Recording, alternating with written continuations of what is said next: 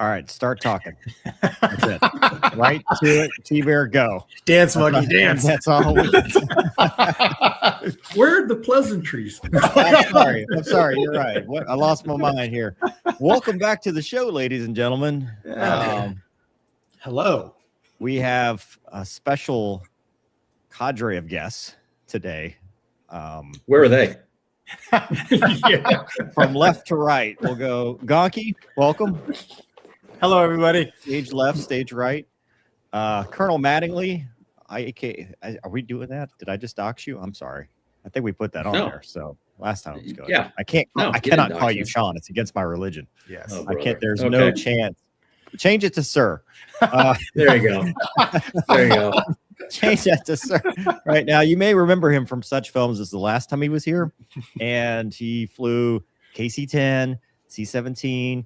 He's a fine American, and Wow. He saved our careers. Continue. Saved our careers. Yes, he's the reason we're here. And then You saved your career.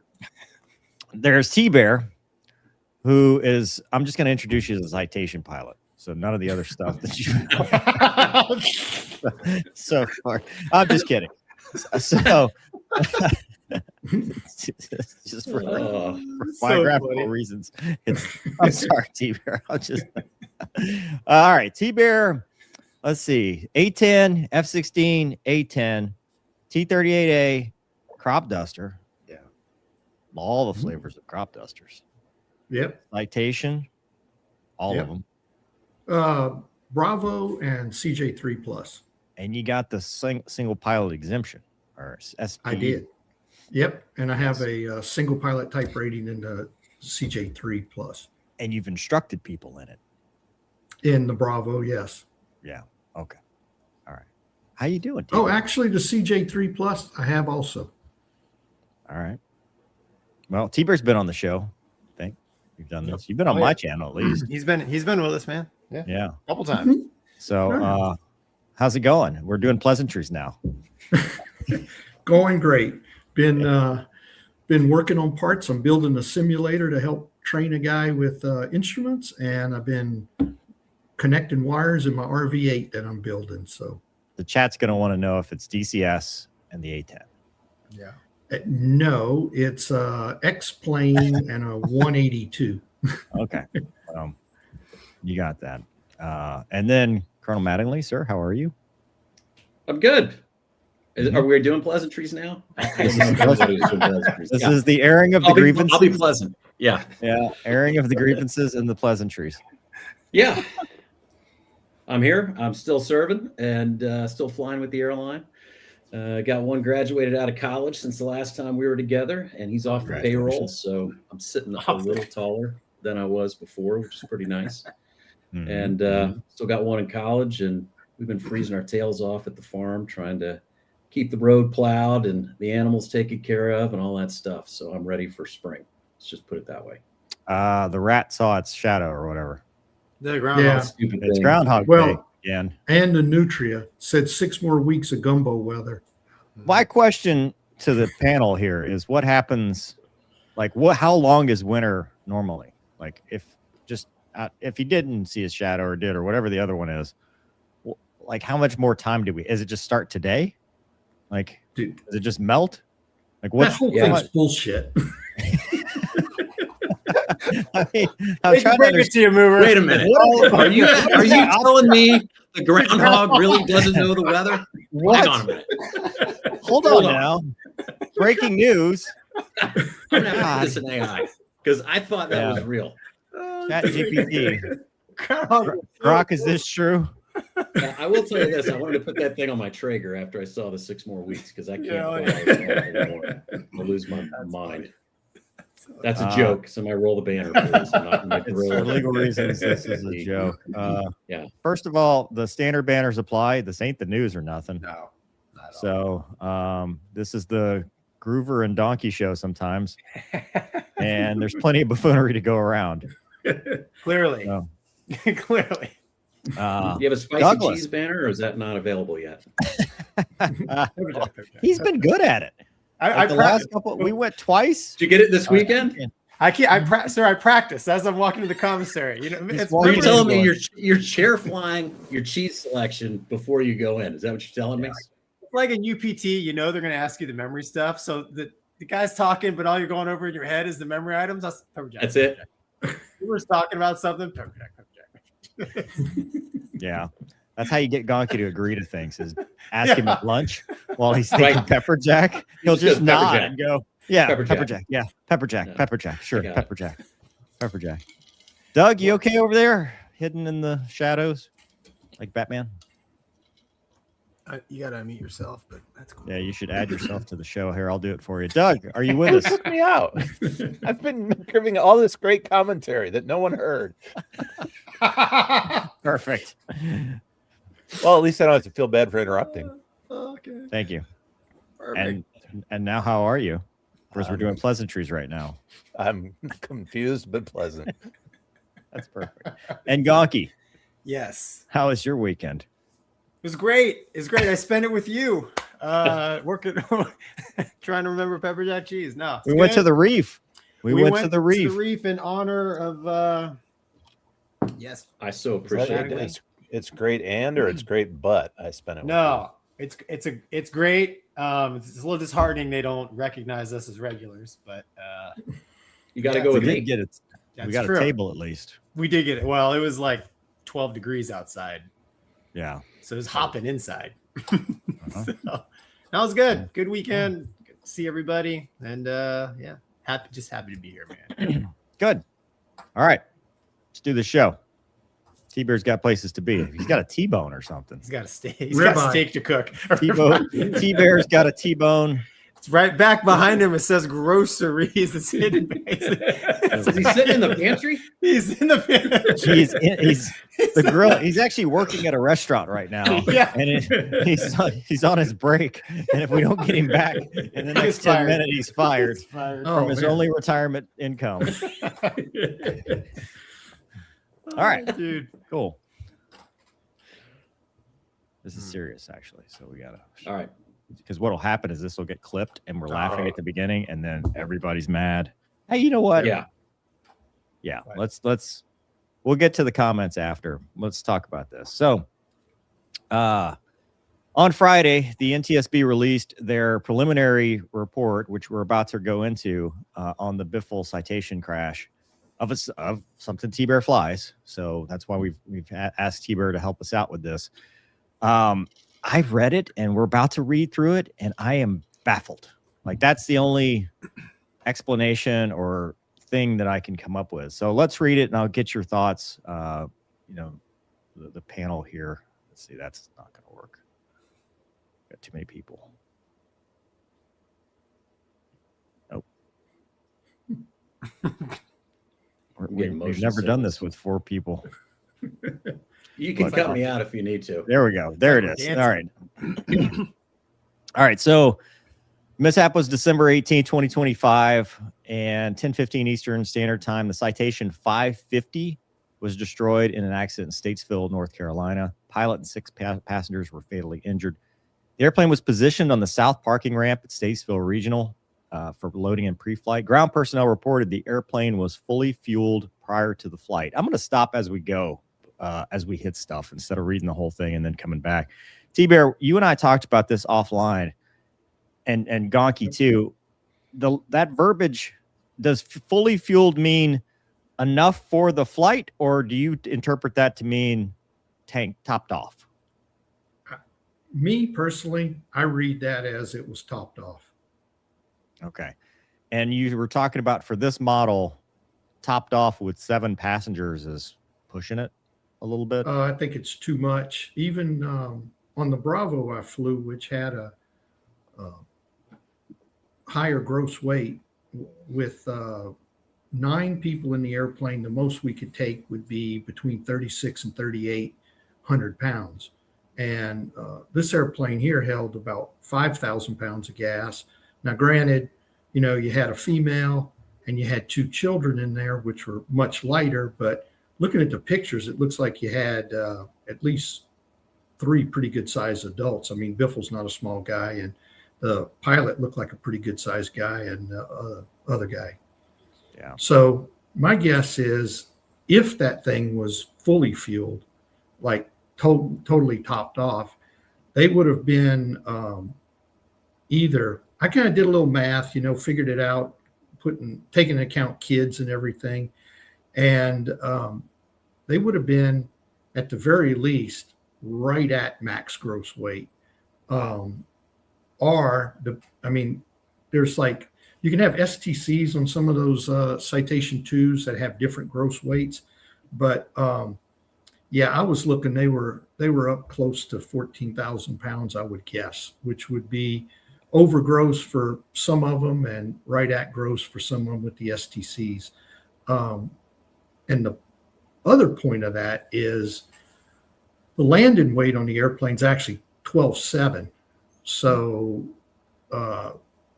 10-minute flight turning around, if it was fully fueled, a 10-minute flight turning around and coming back is not at below landing weight. I doubt it was below landing weight. Yeah.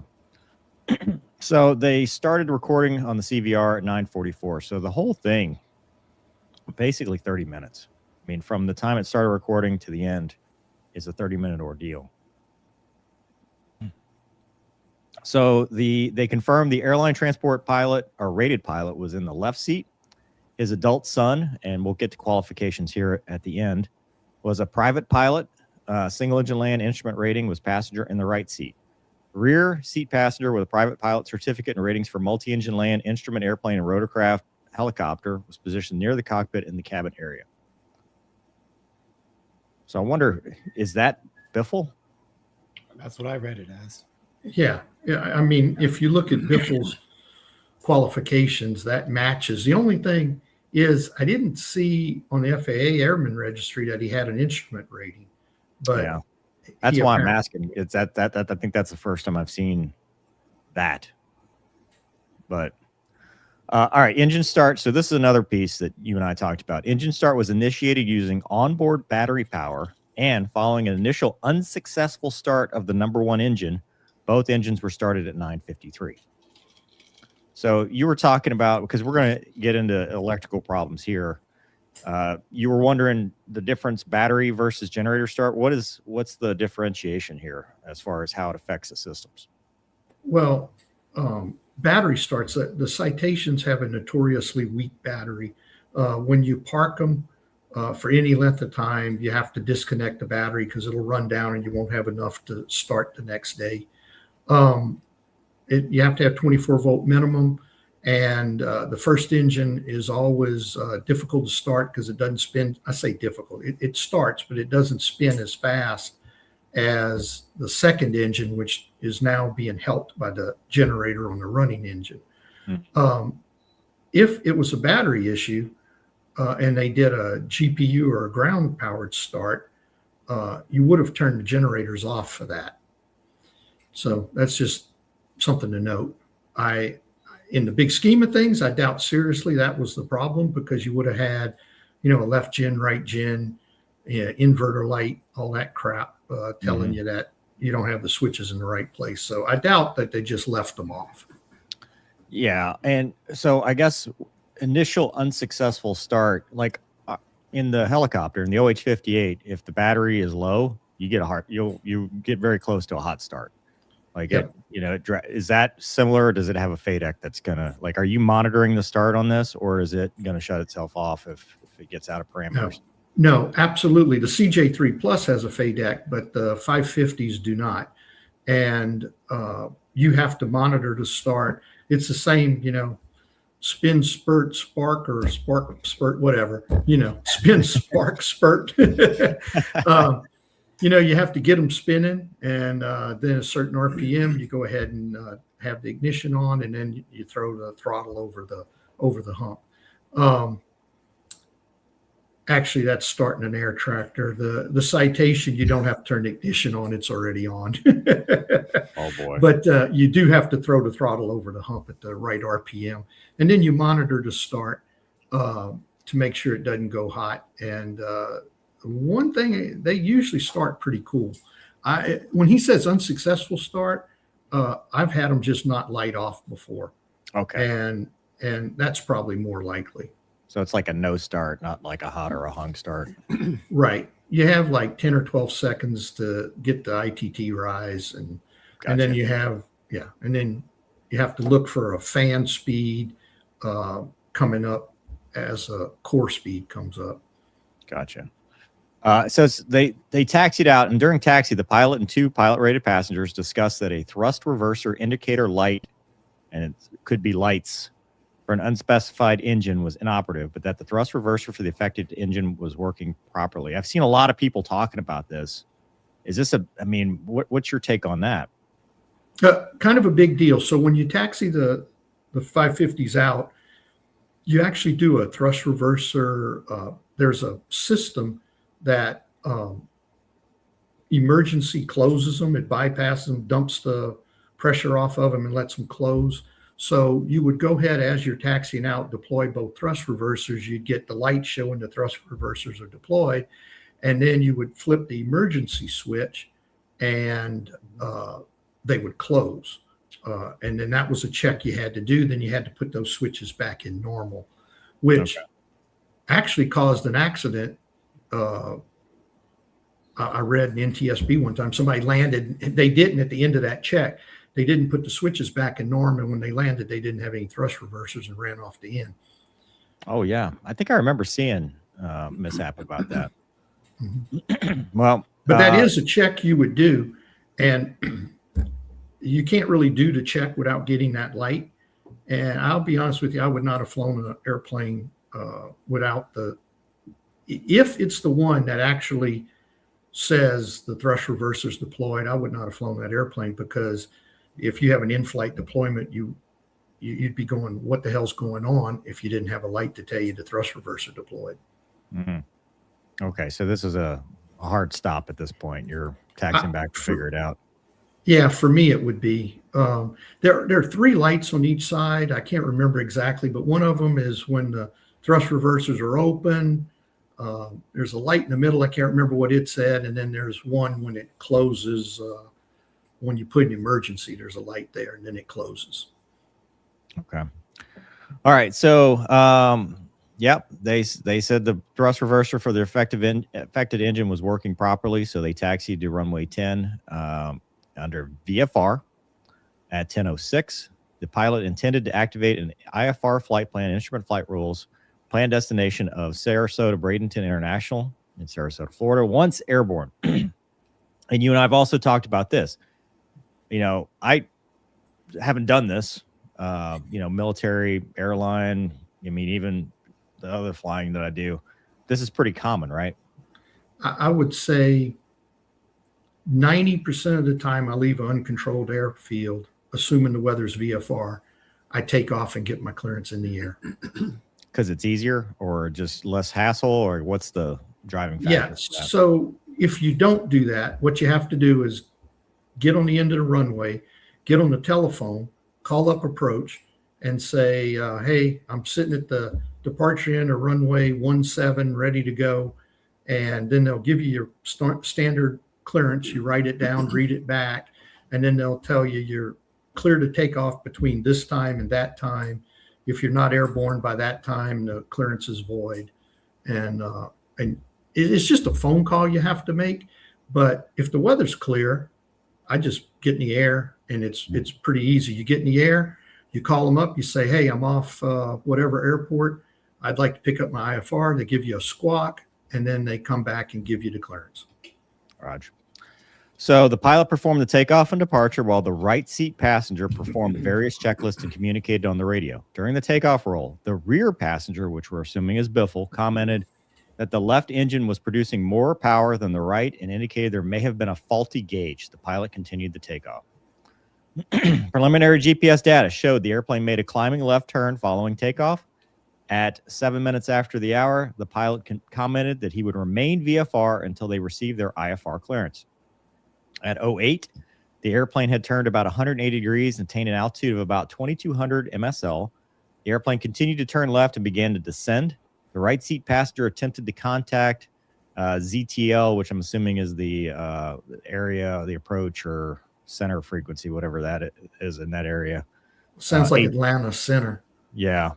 And activated the flight's IFR flight plan 3 times between 8 and 10, but unsuccessful due to the controller's workload and associated radio communication. I mean, I've heard that, flight following, hey, I'm busy, call me back later. But have you had that happen where you're trying to activate the flight plan? They're like, go away. I don't want to deal with you. Yeah, if they're real busy, yes, they are like that. And back up a little bit. Some airports actually have a frequency on the ground where you can talk to clearance delivery on the radio, but that's not a lot of airports. So a lot of times you're just unable to talk. I do want to back up to what you said though about the engine issue. Mm-hmm. Yeah. So this kind of falls into when do you abort? I mean, if you have a weird engine indication and you're not rolling too fast, maybe that's something you stop and try to figure out. If you're rolling pretty fast, maybe you don't want to, but still an engine indication kind of falls into the ones you want to stop for. Mm-hmm. And the citations, these airplanes, they're I think the term is a balanced airplane where their V1s and rotation speeds are very close. Mm-hmm. So you can go to a 7,000 foot, a 10,000 foot runway. And if you aborted past V1, you would still stop. But the way it's taught and the way everybody does it is V1 is a go speed. And I kind of got a gripe with the way they do toll data in these airplanes, because if you're at a 10,000 foot runway and you lose an engine, 5 knots above V1, you could still stop. But that's not the right answer. You go in these airplanes. Yeah. So I don't know when the comment was made about the engine, but assuming it was below V1, that's another thing that would make you want to question it. I don't know how far off it was. I don't know if he was looking at ITT, if he was looking at fan speed. I don't know. Fans, that's a whole nother thing too, is these airplanes, no FADEC like you talked about, you have to set the power. So you look at a book, you calculate the fan speed, you dial it in a little window up in the instrument panel, which does nothing but remind you what it is. And then when you release brakes and you start rolling, you have to work the throttles to set that fan speed. Oh, wow. So it's possible he just didn't have it set right. Oh, so it was kind of peaked a little bit, like he was on the high side of what he needed to be. Right. And they're very sensitive too when they get up there. And so he could have just ignored when Biffle said, hey, one's making more power. He could have just went, well, yeah, I don't have them set exactly right. Mm. So that would be a reason that you would kind of ignore that. All right. So then they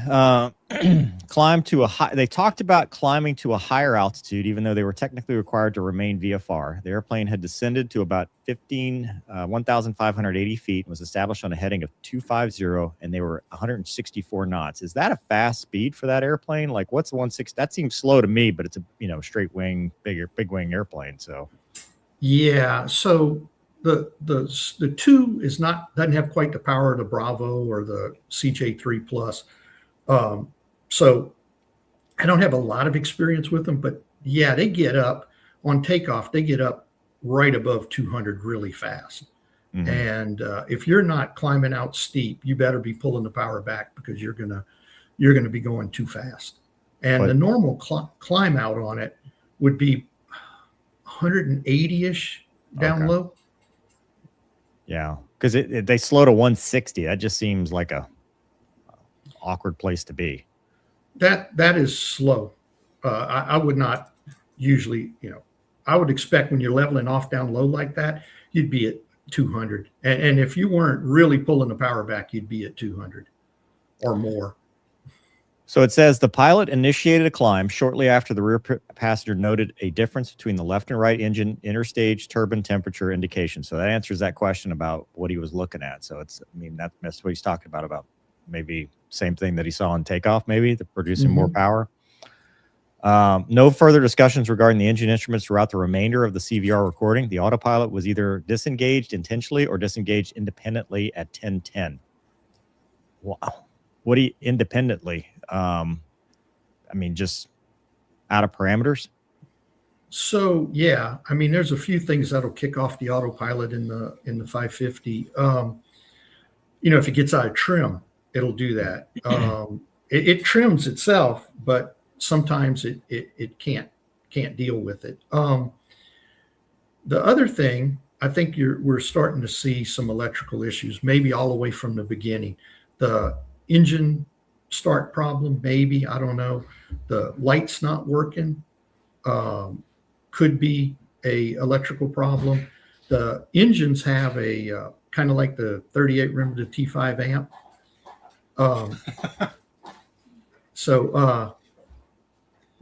They have the same. My wife just walked in, and I was wondering if she was going to. Oh, she's going to be on YouTube. So they have a amp like the T5 where it kind of trims the engine out a little bit on the temps, and if that is a problem, I think it's a T something else on it. I can't remember, but if you're having electrical problems, you could be having issues with that. So it could be not trimming the engine like the other one. The right one could be running on the other side of the electrical bus and be working perfect, and the other one could be not. Yeah. Well, at this point, no intelligible CVR audio was captured from the left seat hot microphone and audio panel for the next 3 minutes and 55 seconds. Starting at 10:10, the cockpit area microphone captured the pilot making remarks indicating his altitude indicator was not working properly, and that the additional left side flight instruments may not have been working properly. The GTN 750 stopped recording airspeed data at 09:37 and heading data at 10. So it sounds like that is continuing that cascade of electrical issues. Yeah, that's what it sounds like. And the 550s have both AC and DC power. So the generators are making DC. There's two inverters that make both 28 and 115 volt AC, I think, at 400 hertz, because a lot of the gyro kind of instruments and HSIs and things like that 400 hertz electricity. So the problem with that is you can have partial failures. It's not like DC where it's either on or off. Mm-hmm. You can have power at the wrong frequency, power out of phase, whatever. So it could cause you some weird problems. So if his altitude indicator is not working properly with an electrical thing, is there an air data computer that everything's going through to get to it? Yeah, there's actually two air data computers in the airplane, one for each side of the cockpit. And I don't know if he had, round dials in this thing or some sort of EFIS, but altitude indicator sounds kind of weird.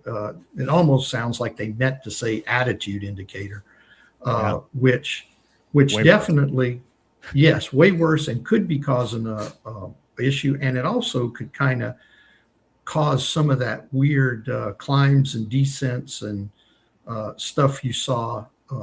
If his attitude indicator wasn't working, he got himself in IMC and did some weird stuff. I think as you follow this, you see he gives control over to his son, who had a good set of instruments over there. So I don't know. I kind of think they really meant attitude indicator, but that's just a guess. Yeah, and to your point, at a 1011, he transferred control to the right seat passenger at 4,500 feet. So they've climbed up, and presumably they're in the weather right now, based on the weather report. But they may have found a sucker hole or something, or just some clear air. But there were no comments were recorded during the remainder of the CVR to indicate there were any malfunctions with the right side cockpit flight instruments. So their assumption at this point is they at least have one good set. So there's more degradation in CVR audio quality in all channels, which continued for 3 minutes and 5 seconds. At 10:13, at an altitude of 1,870 feet, so they've now descended, they said they could see the ground. And although a positive transfer of airplane control was not recorded, subsequent communication between the pilot and right seat passenger was consistent with the pilot having resumed control of the airplane at the time. The pilot requested the flap speed extended, made a right turn to a westerly heading, and requested landing gear be extended at 10:13:22. Subsequent discussions were consistent with landing gear being configured. However, the gear indicator lights were not illuminated, which is interesting to me because the discussions are consistent with the gear being configured. How do they know the gear indicator lights? Do they say that? Did they say it on the CVR, or do they have some other way to know that the indicator lights were not working? There's no way to know. I mean, there's no flight data recorder. The only thing some of them have CVR. It's not required for Part 91 operations, but like our Bravo had one, but our CJ3 Plus does not. And going back, it's a 30-minute loop, so that's why you got 30 minutes worth of CVR data. So the right seat passenger transmitted on the common traffic advisory frequency. We're having some issues here, and that's the audio that we've heard in the past. Rear passenger made a query to the pilot regarding power to the alternator, which race car driver talking about alternator. They note that it doesn't have an alternator. About 4 seconds later, audio quality returned to previous levels on all recorded CVR audio channels. After the audio quality returned, the pilot made a comment indicating that was the problem. However, did not specify what the problem was or what actions were taken to correct it. There were no additional discussions regarding the pilot's flight instrumentation for the remainder of the CVR. So it sounds like they did something and it worked. Yeah, I think they probably reset the generators. That would be my guess. There's the inverter switcher in auto, so whichever one is working, if one fails, it goes to the other one. There's a switch in the middle for that. But when he said alternator, he probably meant generator, like you said, race car driver. That's what he's thinking. But you know, the simple thing is just to reach up, put the generator in reset, and then turn it back on. And that, if I had to guess, I'd say that's what he did. So the airplane started a left turn consistent with base leg towards runway 28, about 1014, and altitude of 1,325 feet, 142 knots ground speed. The Garmin 750 recorded airspeed data returned at 1014. GPS data showed the airplane rolled out of the turn on the runway heading about 1014.50, an altitude of 1,240 feet MSL and 114 knots indicated airspeed. Recorded audio indicated the right seat passenger visually acquired the runway and provided directions to the pilots to where the runway was. About 10:15, the pilot made comments which indicated he had acquired the runway visually. Does those speeds sound correct, T-Bear? I mean, 114 knots for that weight and configuration? That would be close to the calculated VREF speed, I believe. We usually flew the 550s 10 knots faster. Okay. And that might even be that it's above landing weight. So it's kind of like an emergency only thing when you look in the chart. So I can't say I looked at that very often.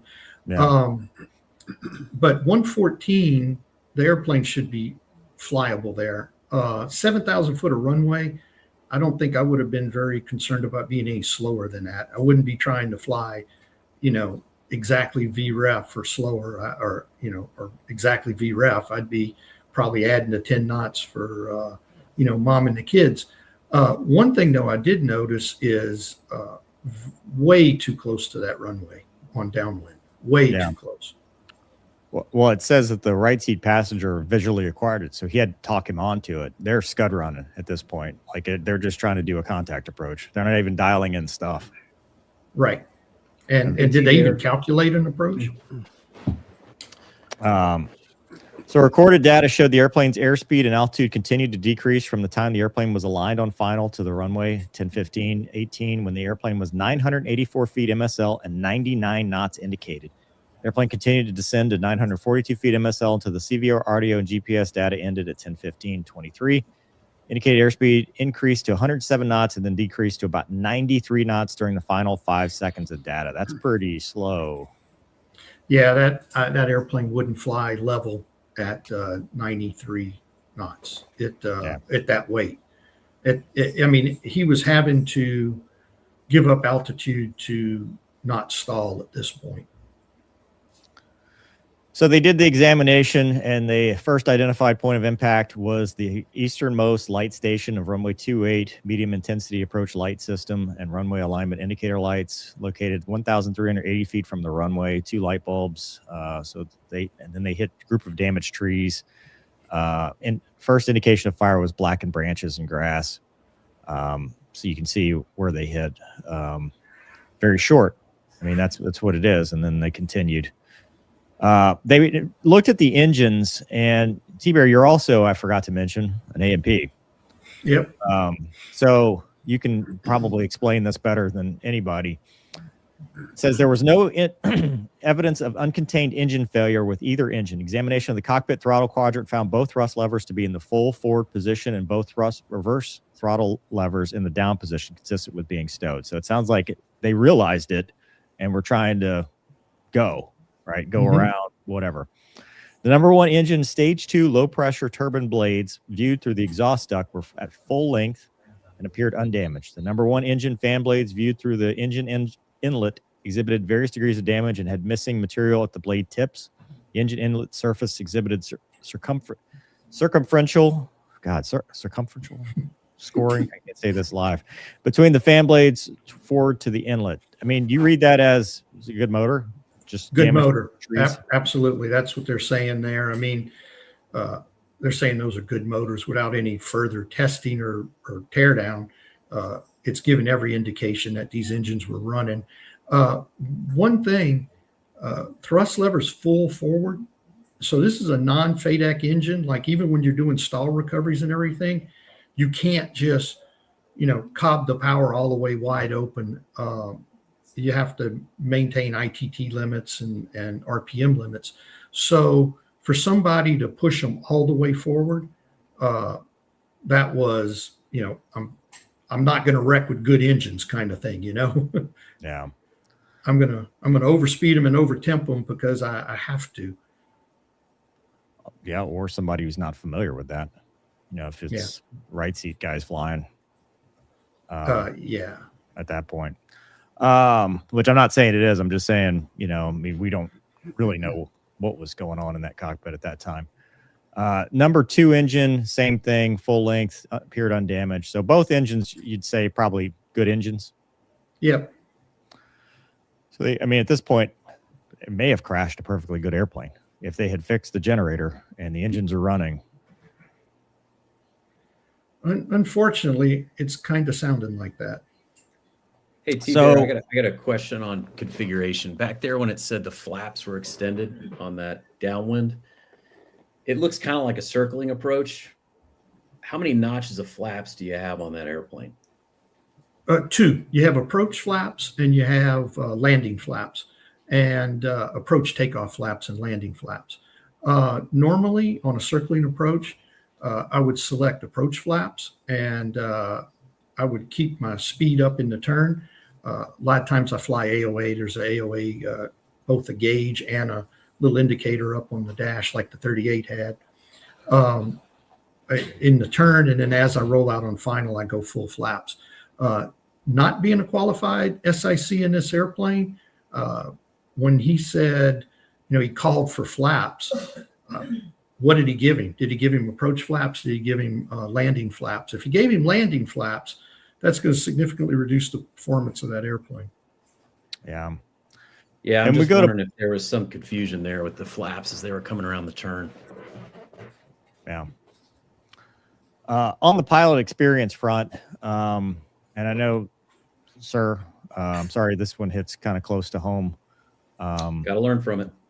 But pilot had type ratings for an A320, A330, A350, 737, 757, 767, CE500, and DC-10. I believe he was also an Air Force Reserve C5 pilot in his career too. So very experienced. Unfortunately though, and T-Bear, you and I talked about it, we were kind of hoping that this wasn't true. As part of the pilot's CE500 type rating, he had the limitation CE500 second in command required. Explain that to us, because you were saying it could have been done, but not on his license yet. But it sounds like it wasn't done at all, and this wasn't legally operated. Okay, so the citation, the 550s are certified 2-pilot aircraft. So that means you have to have 2 pilots in the airplane to fly it. And it has to be 2, okay, let me back up a little bit. It has to be, you have to be rated in the airplane. However, the PIC has to have a 500, so it's a 500 type rating that covers the 550s. He has to have that. The SIC just has to have gone through a checkout program, which is like 3 takeoff and landings, a V1 cut, and I think maybe a single engine approach or something. I can't remember the details, but he had to go through that program, which you can get from a PIC and be signed off. But he technically doesn't have a 500 type rating or a 500 SIC type rating. Now he can take that logbook endorsement, go down to the local FSDO, and they will give you a CE 500 SIC type rating. The only reason you would really want to do that, other than you just want to have it on your certificate, is if you flew international, because the logbook endorsement does not work once you get outside the country. So it's just a logbook endorsement by a PIC? Or? It can be. It can be. I mean, you know, some people use instructors for it. Some people put them through a whole program. But I think the FAA has a letter out there that allows the PIC to sign off a SIC, as long as you have to get systems academics on the ground, and you have to do, I think it's 3 takeoff and landings, a V1 cut, and maybe a single engine. Not positive. So with a multi-engine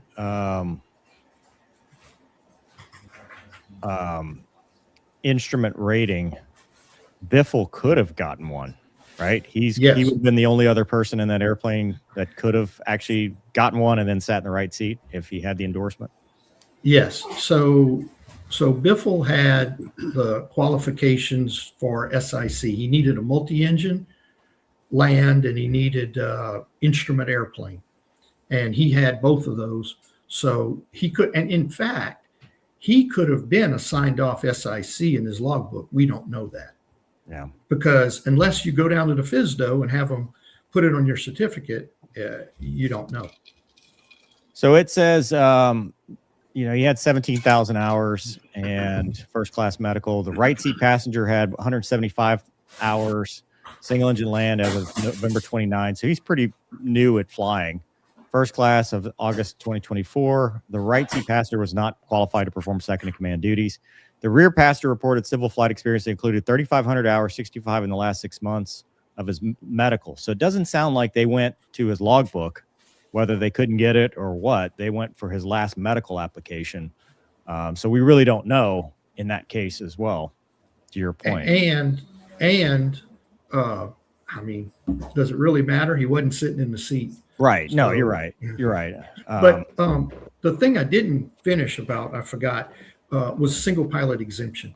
So the FAA has allowed in the 550s, they don't like it, but they've allowed single pilot exemptions where you have to take a check ride.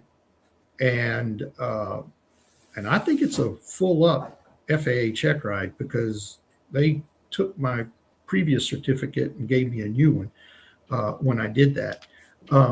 But so when you get the type rating, the DPE sits in the right seat and he acts as a second in command. You can tell him to, you know, raise the gear, talk on the radio or whatever. When you go and you get your single pilot exemption, you have to do it all yourself. The DPE just sits there and rides. Then they issue you your single pilot exemption, big stack of paper, and you have to carry it with you whenever you're flying single pilot. Some DPEs want like a year between when you get your type rating as a PIC requiring a second in command, and then before you go take a single pilot exemption. I didn't really realize we took our type ratings in March, and we got our single pilot exemptions in April, or the end of February and in the beginning of April.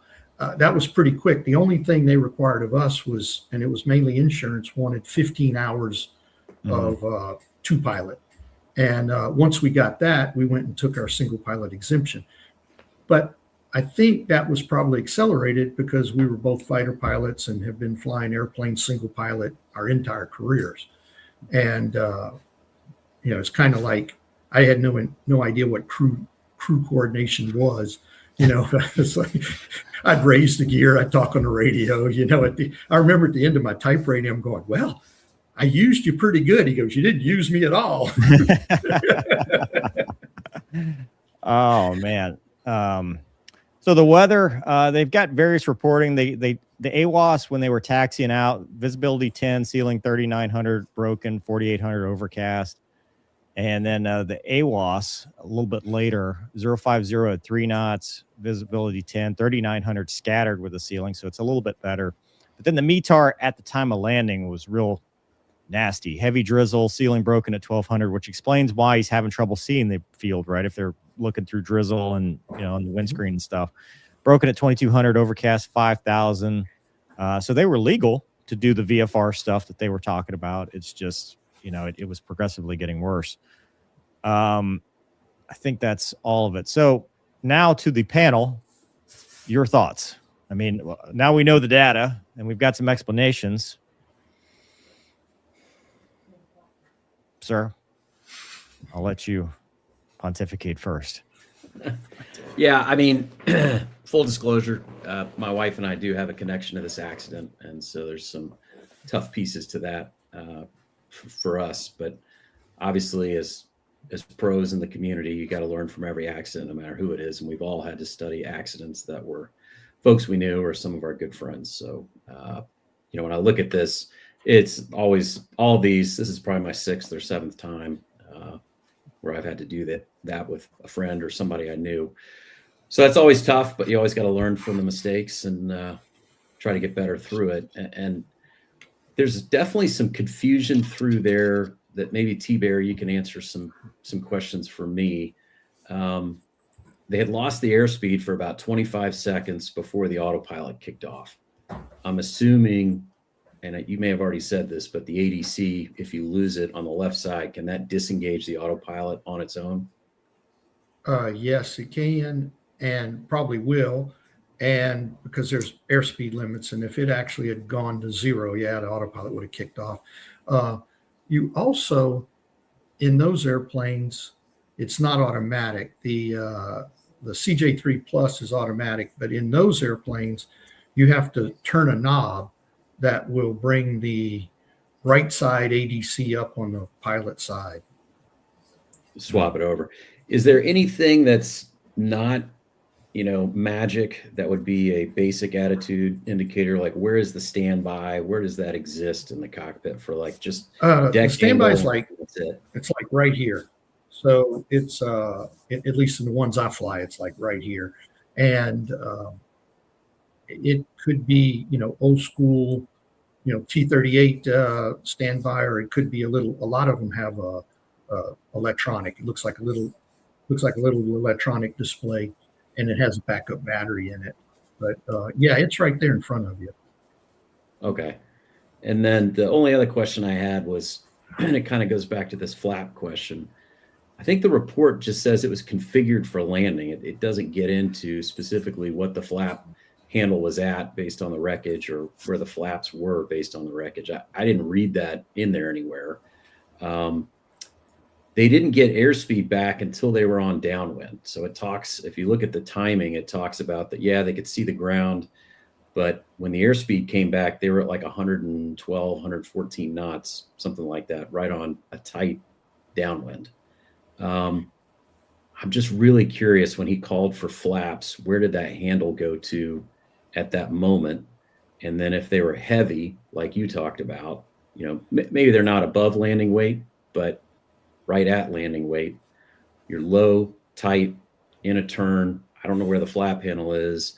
And it looks like a perfect rollout on centerline based on the trajectory of the accident. And they hit the light poles the first thing that they hit, but a sink the entire time.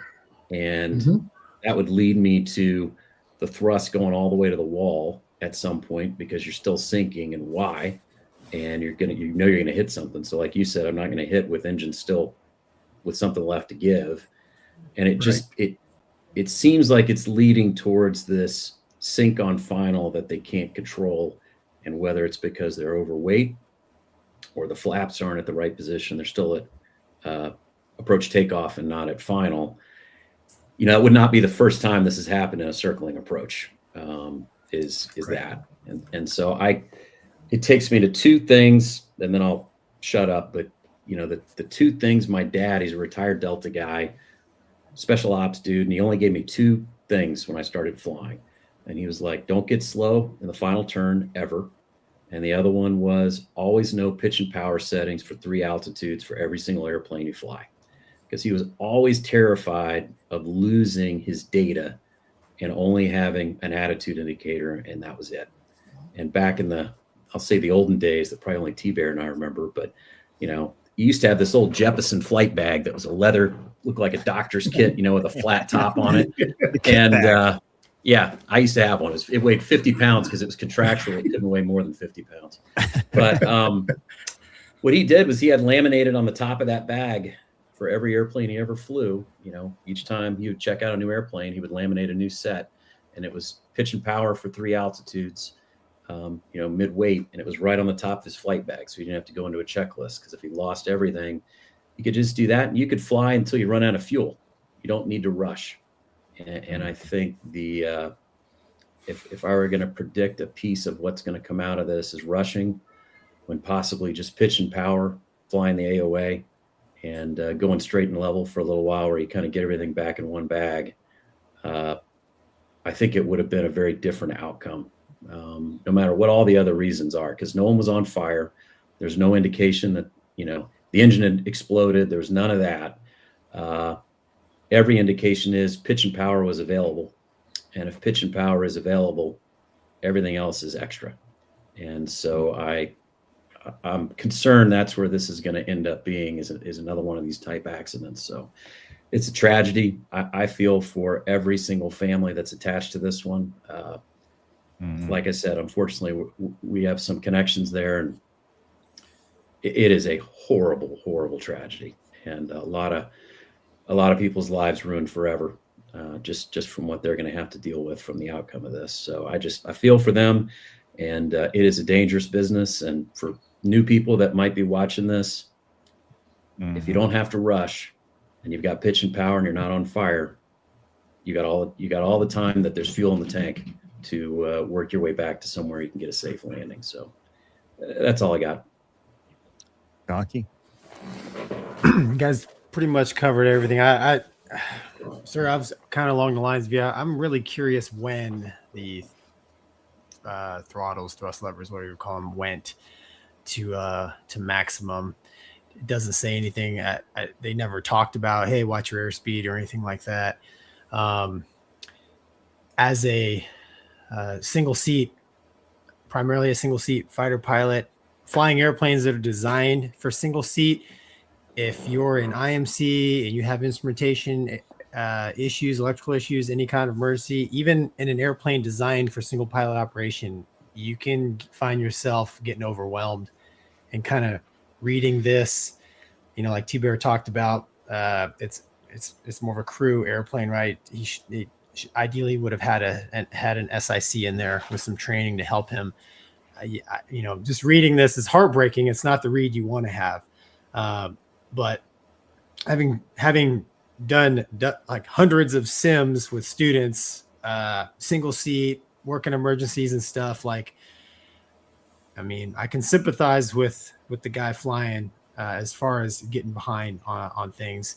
And unfortunately, that's why they hammer so hard, especially in military training, is aviate, navigate, communicate, right? So, man, when the brain bucket starts to get full, like you said, sir, let's not crash this thing.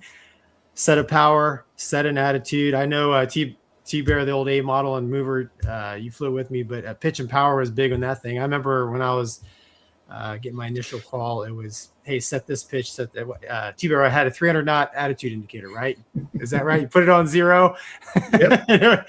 Right? So pitch and power was kind of bred into us. But yeah, it's heartbreaking, man. The big question in my mind is, when did the throttles go up? Because that to me is probably the timestamp for when they realized that we're letting the Aviate part drop out, because it was never recorded on the CVR. And I don't even know, T-Bear, if the engine spooled up back there. Could you hear it on the CVR? I don't know. I don't know, but one thing I do have to say about him, he did a good job of just not stalling and spinning on final. Yeah.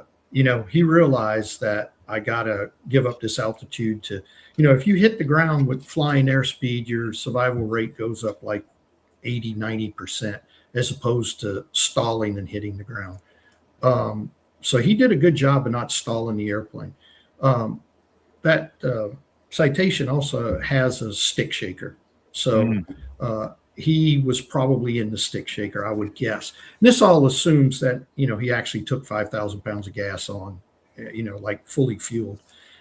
He would be really heavy, and he was really slow. And that the old 550s, I flew to Bravo with the high powered engines. So I also have flown a 550 with the old engines, and I was like, holy crap. When first time I took off with one, I was like, are both of them running? Because it's that much difference between the 550s and the 550 Bravo. So yeah, he could, he got slow, got on the backside of the curve, cobbing the power. You're still probably going to be having to trade altitude for airspeed. And if those flaps were full at that time, that just makes it worse. T-Bear, does it have any leading edge devices at all? A straight wing? No. So does it give you any kind of like rumble, buffet, like when you're doing traffic pattern kind of stalls? Is it? Yep. So all? whenever you get your type rating, and every year when you do your recurrency, you go out and you do stalls, and depending on the configuration, you either get the stick shaker first or the tail shakes pretty hard. Okay. And like in the clean configuration, tail shakes real hard. In configured, you're going to get the stick shaker first. Okay. And T-Bear, what are your thoughts on this? Do you have any parting shots, overall, big picture takeaways? Well, I mean, you don't want to guess, but unfortunately, from what we're seeing so far, it sounds like at that point they flew a good airplane into the ground. Yeah. Certainly after he fixed the electrics. I don't know why they were in such a hurry to come back and land. And particularly if that, generator reset fixed everything, why didn't you just put the power back up, go, turn left, go over the runway and suck up the gear and pick up your clearance and keep going. Yeah. And if they really took off with 5,000 pounds, I certainly saw no reason to land an airplane over landing weight. Yeah. Yeah. The only thing I will say, I will address, because I know this has been addressed, and it's going to be, people are going to look at they didn't have a qualified SIC, right? This is always going to be a thing because they weren't legal. And that's step one, like driving without a driver's license. I did a mishap report a year or two ago, Louisiana, helicopter pilot, no license, took his family for dinner, spatially disoriented, crashed. And, I was rough on him because he was a student pilot who had not completed his training, who bought a helicopter and said, I'm going to do this anyway. That's a hazardous aviation attitude. That's not a good thing. Yeah. So whatever drove that is bad. What I will say, though, is that does not diminish, degrade, or remove the good work that Greg Biffle did in his post-race life and the people that he helped. It doesn't diminish or degrade what Dutton did in his life and career as serving his country and being an airline pilot and stuff. And it doesn't do anything for those poor kids and his wife. I mean, they were just along for the ride. So I acknowledge it, and I think it's horrible. And, I wish they were here for us to yell at them and go, hey, you idiot, you weren't, doing that. But the reality is, at this point, all we can do is learn from it. So that's... I do have to say, I flew a Bravo all across the country in all kinds of weather, single pilot. Yeah. And it's not that hard. Well, you're a single seat fighter pilot, though. You didn't spend your whole career. it's a different world. Used to being Like- alone and afraid, man. Yeah. It's like- But think about it though. In pilot training, they teach us single seat mentality. I mean, that's the Yes. first thing, you're told, hey, I'm back here to watch. Don't ask me to do anything, so, I mean, that's a different level of training from the start. It is. I never would have called for flaps. Never. I would have reached over there and put the flaps where I wanted them.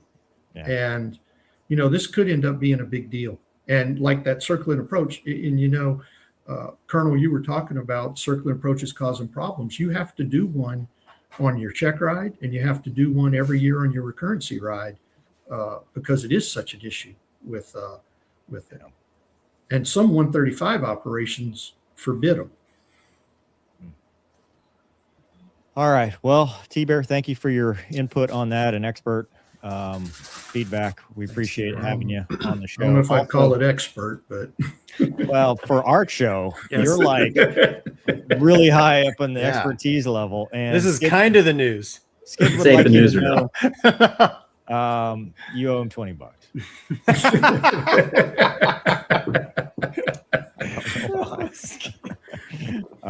And also Taylor says, what a lineup. T-Bear is awesome. So I wanted you to see that before you. All But I know right. you got to go to your ribeye. So Yeah. thank man. you so Thank much you, for man. joining us. And thank you for giving us your input on this. yeah, just sad thing. Hate to see that happen. All right, T-Bear. Have a good night. Have a good night, We man. Appreciate you. We'll see you. See you guys. Bye. Whew. Man. Shake it off. Yeah. Before we leave this one, I have a couple of not a pilot questions. Well, it's left, but go on. We'll answer them anyway. Yeah, and these aren't T-Bear specific. So, Okay. what do you? I've heard speculation in the chat and on some other channels. What do y'all think about the idea that there might have been something wrong that they didn't want to talk about, that they didn't declare an emergency because they knew they were illegal? No, I don't think that ever crossed our mind. That didn't make sense to me either. But I wanted, I've never flown. So. I would like to believe that even though they were kind of ball walking it a little bit and getting into some really not gray but bad area on the legality, that the PIC was experienced enough and mature enough to say uncle and take his lick versus crashing a good airplane. If it were to that point, like it's hard for me to believe that would be a concern. But I mean, sir, do you have any input on that? Yeah, I mean, my only comment, I've had a lot of emergencies, and there's a switch that flips in your brain. Yeah. That goes into Yeah. the only way this ends well is to survive. And the only way I survive is if I got to declare an emergency, do whatever. Everything else goes out the window. There is no more space in your brain for that kind of thing. And to be in the weather and with all that stuff going on, your brain is not going to be able to operate at that level. It's in emergency mode. Gotcha. So The other question is relevant to being in the weather. There was discussion of whether they should have just climbed up into the weather without the IFR clearance. And why is that such a big deal? Because you don't want to make it worse. You're going to make your if you can stay VFR. Well, Gonky, you've said this many times. You're Yeah, I not used going to take. No, I used to teach students all the time. It's like, dude, if you're dealing with something, don't compound your emergency by flying into the clouds. Like, so so earlier when I read that report, man, the ATIS says something, the METAR says something. I think it was up and down, right? The weather was kind of all over the place. I think they were in and out of the clouds. Yeah. So because that was my thing. I'm like, man, why in the hell with electrical issue would they go into the clouds? That's like, to me, that's pilot. Well, that's single seat pilot 101. Don't do during emergency. But yeah, dude, you go in the clouds, you're just adding a whole bunch of problems you don't need. So it's not, this plane can fly in the weather, no big deal. And it's not about, okay, it's not legal for us to go into the clouds. The clouds are bad. Well, yeah, you got two different issues. You got one, which is the legality. So Right. you don't have a clearance. And then, so they were fighting for their clearance before the problems started. And so my only comment on that was he tried 3 times over 2 minutes to pick up his IFR clearance, and they kept having to descend lower and lower to get out of the weather. if I'm in a twin, if I'm not entering a low level in a military airplane and I'm in a civilian airplane that's getting lower and lower and lower, at some point, I'm going to declare the emergency because I have an instrument rating. All right. I'm going to declare an emergency and I'm going to go up into the weather and pick up my clearance, because once I say the E word, he's going to stop whatever he's doing. He's going to give me my clearance. You can terminate emergency after you've declared it. So in other words, you could declare a weather emergency. You go up, you pick up your clearance. They ask what help they can give. And you say, well, now that we got our clearance, we're going to terminate the emergency. You're still going to have to fill out paperwork when you land. It's zero big deal, though. Zero big deal. That was part of what I didn't understand. Yeah. What Gonky's talking about is once I have a problem, if I can stay outside the weather, I'd sure rather do that than go into the weather. Yeah. So it's kind of two different issues. The first one was I would have declared it, climbed, and then once I had the problem, well, now I'm already talking to ATC. I would have flown pitch power, figured out what was going on, take my time, and maybe go to Charlotte or something like that with a big fat runway. But, this is all backseat, driving, armchair quarterbacking after the fact. I'm sitting here at 0 ground speed with nothing bad going on. Easy to do that. Not easy to do in the moment when the blood pressure's going up and you're in that scary spot. So, but again, two different issues there, if that makes sense. I would also say it depends on the airplane. If I'm in a 787, I don't care what in fact, the sim could have no visuals and I fly it the exact same every time because I'm just looking at the magenta line.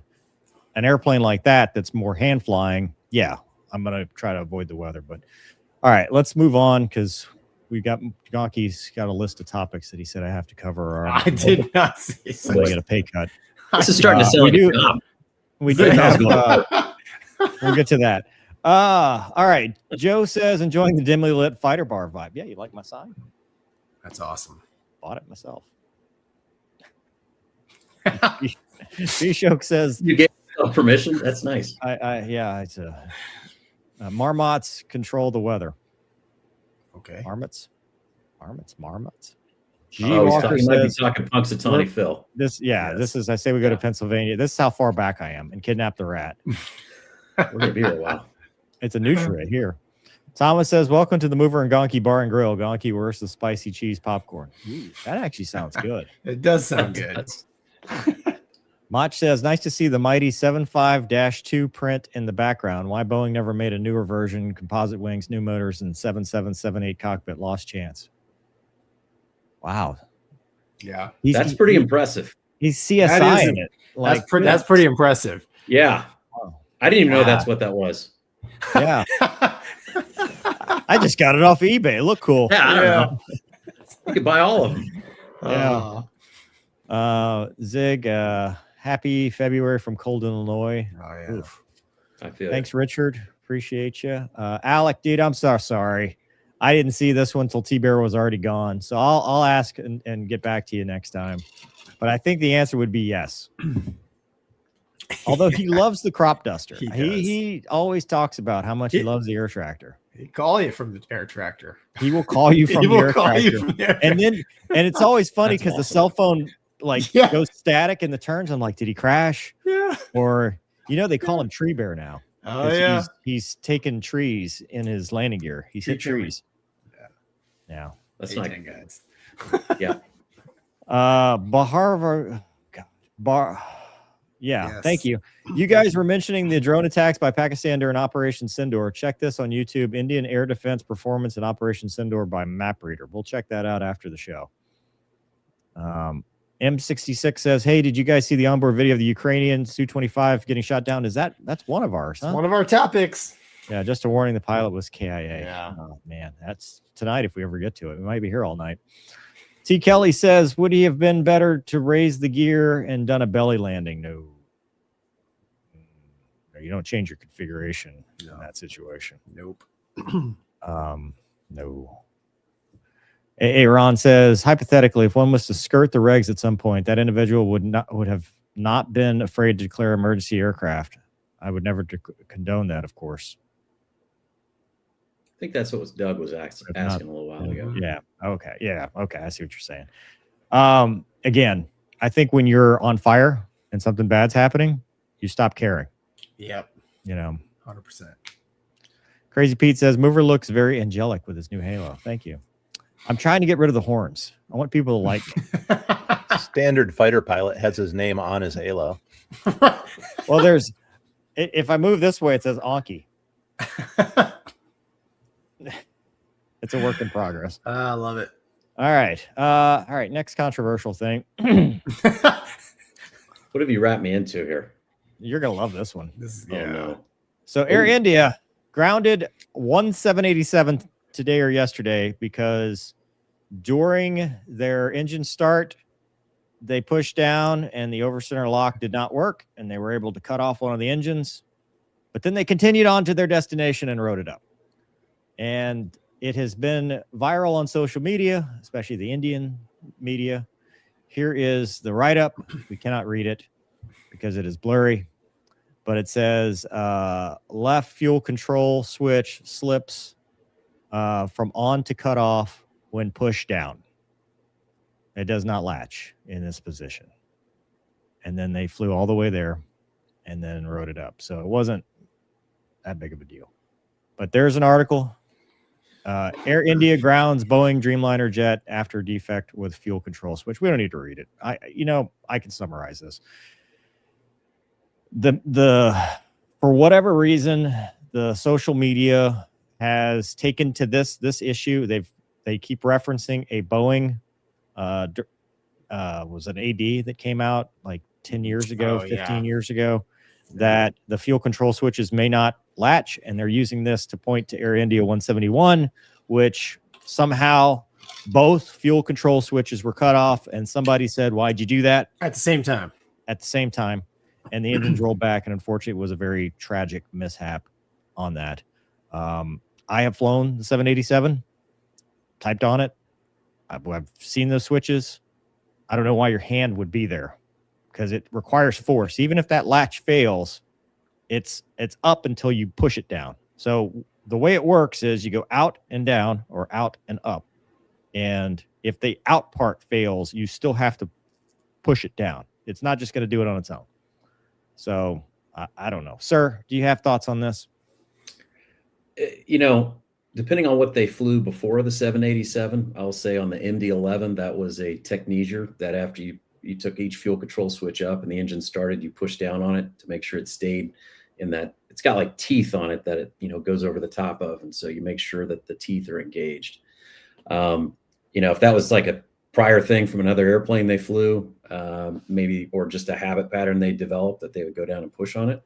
I will tell you this much, homie's not taking an airplane flying if the fuel control switch won't stay latched. So that part out of that story is the only part that bothers me, because if it's not staying latched, however I figured that out, I don't know when it's going to come unlatched. And if, shaking around on takeoff or whatever, if it were to roll back on me, I don't want that to happen. So I certainly, if it happened at engine start, we'd be getting somebody to come up there and look at it. Because I have seen a couple of, I've read about it with an Airbus. I think one of the 7.5s or 7.6s had it too, where that panel had come loose, where those teeth and everything are.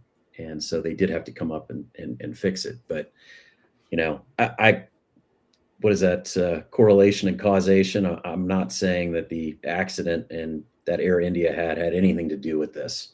I would say I would have some concerns with flying an airplane that they already knew. I think it said 3 times it had gone into cutoff after they started the engine. So I'm not going to take that airplane. So that's my opinion on that one. Those poor EECs. Shut them down. Yeah. Restart. Shut them down. Restart. Well, and you never know. I mean, the way it's written in, I think it's Av Herald, where I read it, in this start, they just kept taking it back to run. And I'm thinking, no, that is a bad idea while the engine's starting to keep shoving it back up to run if it keeps disengaging. So it was just one of them too. So yeah. Air India would have had to have had both, like the 171 crash would have to have both simultaneously fail with someone's hand on it, pushing down on it again. Correct. So your argument is either someone's doing something that's wildly inappropriate, which is putting their hands on the fuel cutoff switches on takeoff, or the switches are magically moving on their own, or it's a nefarious act and somebody did both at the same time. Gonky? Yeah, I mean, we talked about it before. I mean, I'm an Airbus guy, but it's the same kind of switch. You have to pull it up and over, and then to cut it off, you got to pull it up and down. Very deliberate. It's very much a fail-safe kind of switch. And where I'm at, we fly Airbus and Boeing, and I've never seen any of the emails or anything about, hey, watch out, the switches may roll to cut off by themselves mysteriously. So I'm not saying that they're having some. I'm not saying they wouldn't be having some issues with their switches. Maybe they are. I don't know the details of their maintenance practice, but with regards to maybe hinting to the fact that that's the cause of the crash last year, I just, both switches cut off at the same time with the CVR data that we have. I just think it's highly unlikely. And I'm with you, sir. I mean, you have if you detect a failure like that, at least where I'm at, our SOP would drive us to get that fixed beforehand. I'm pretty sure you can't MEL that bad boy and keep going. So, No.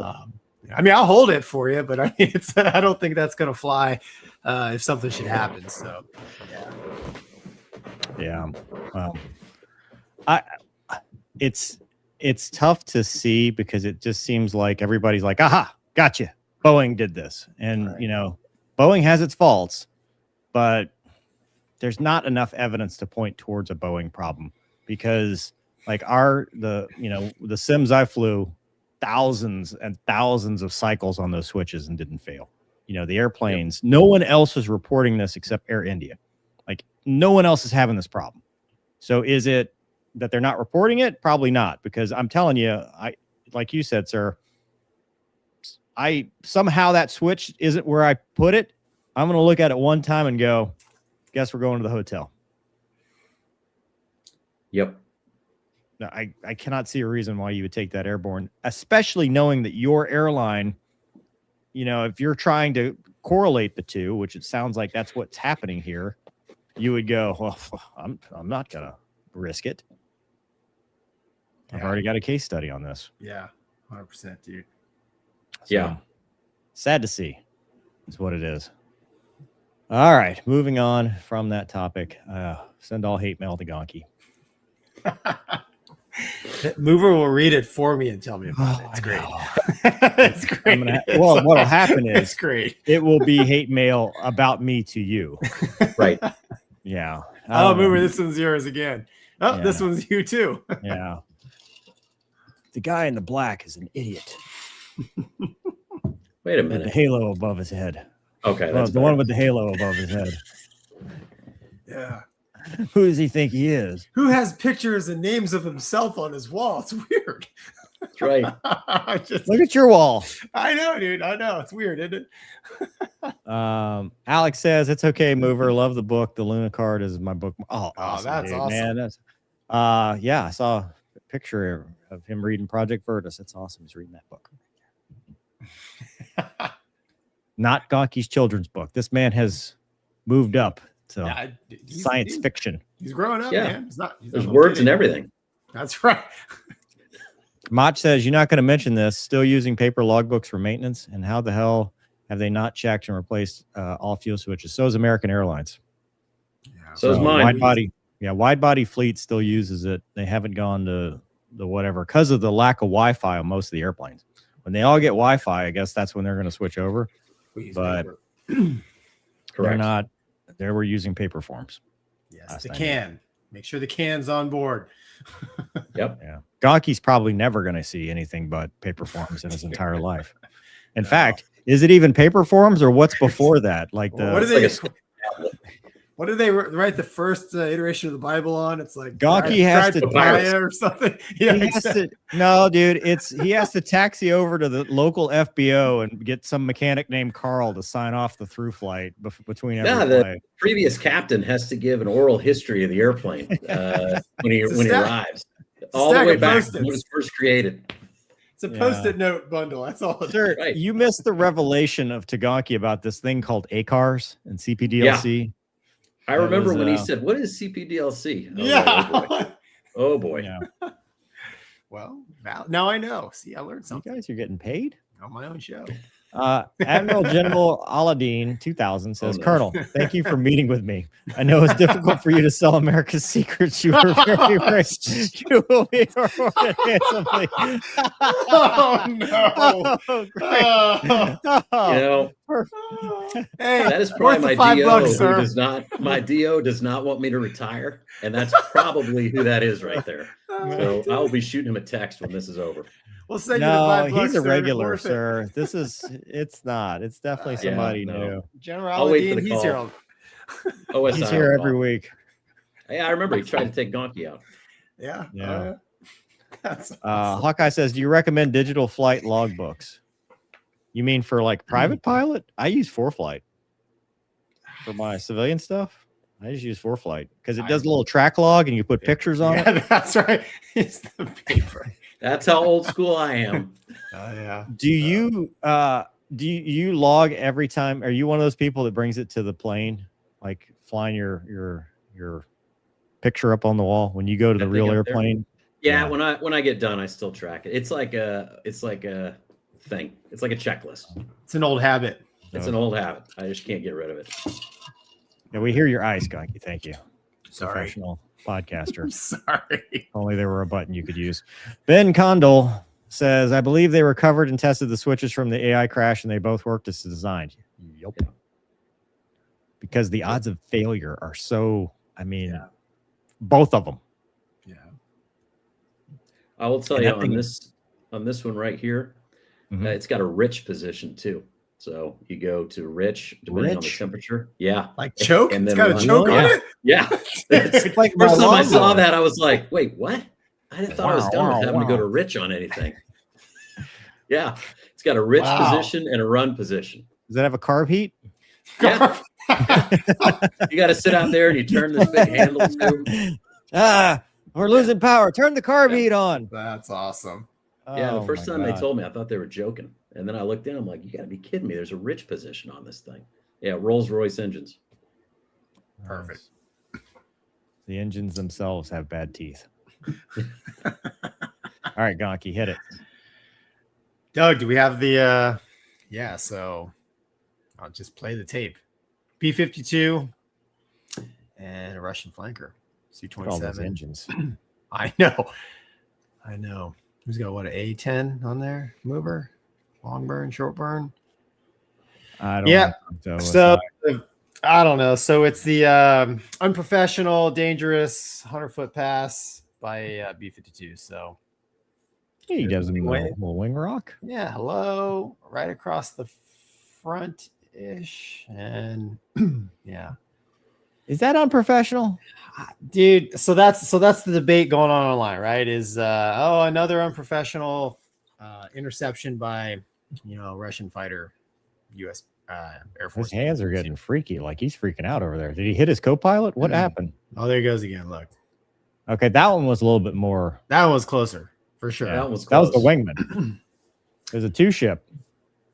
Yeah, usually intercept. I mean, you're gonna usually two ship. Why did he hit his co-pilot? He probably Was he asleep? flinched. Oh, Probably flinched.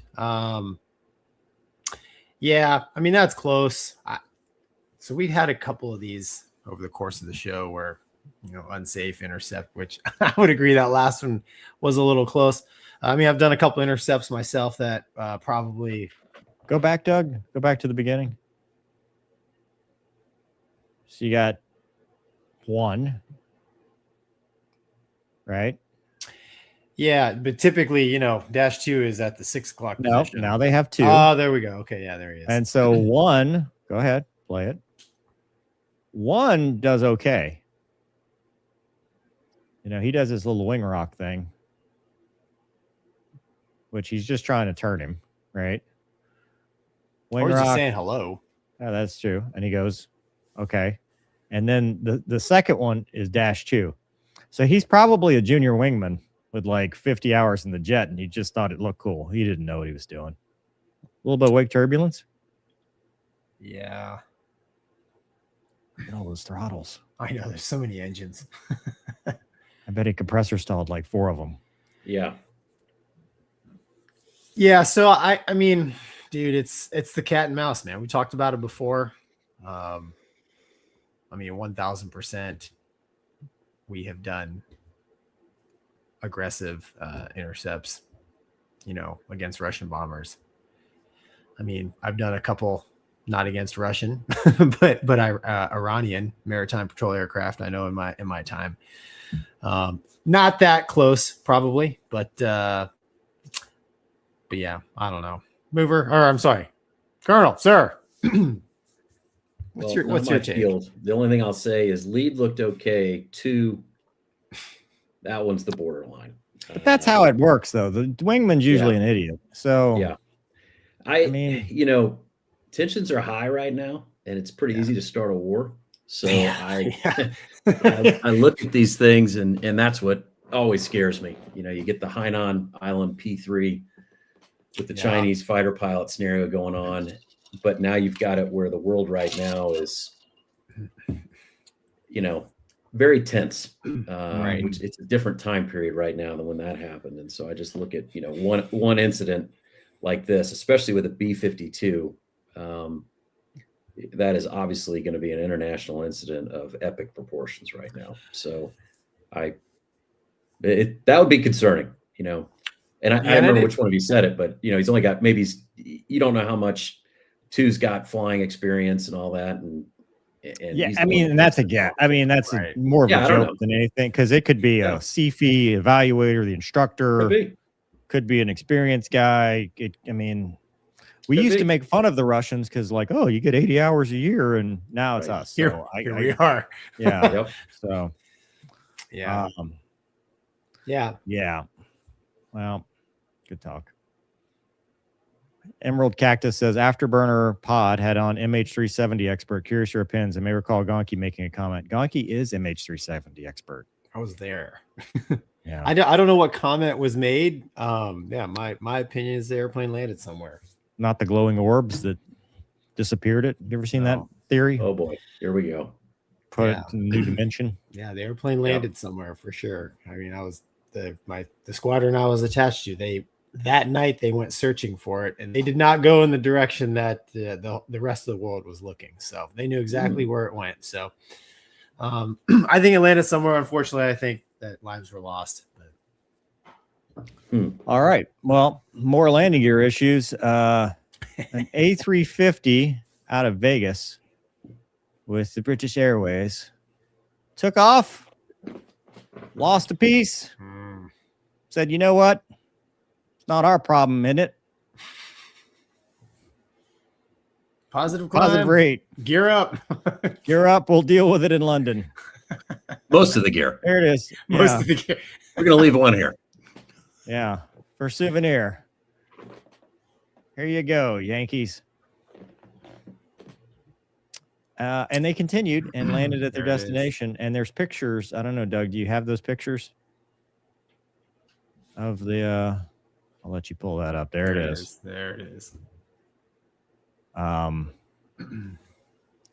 Again, I always bring this up. In NASCAR, your crew chief gets suspended when you lose a wheel.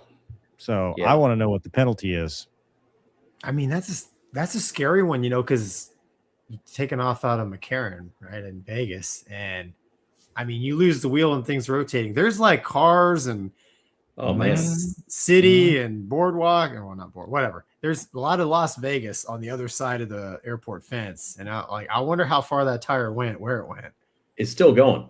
It's still going. He's bouncing through the desert. On its way to your house right now. It's on the way to Fresno.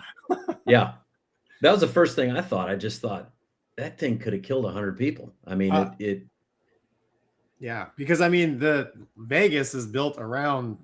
I mean, Correct. The airport is surrounded by hotels and highways, and it's pretty much the city that never sleeps much. So there's always people out and about. So I mean, the city that never sleeps much.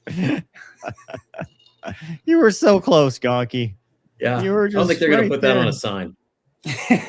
Well, my point is, there's people out and about on the roads all around the airport, man. So when I saw that, I'm like, man, I hope it didn't. We will get reports that people were hurt or worse. Yeah. Is your I'm drink curious good, if Gonky? that thing's got any kind of an indicator, like a brake temperature indicator on each wheel, or what the crew would have known up front. Yeah. I was telling Gonky that because I don't know about, does yours have one? 7.6s, dude. The 7.5s don't. Yeah, the 7.8 has temp and pressure.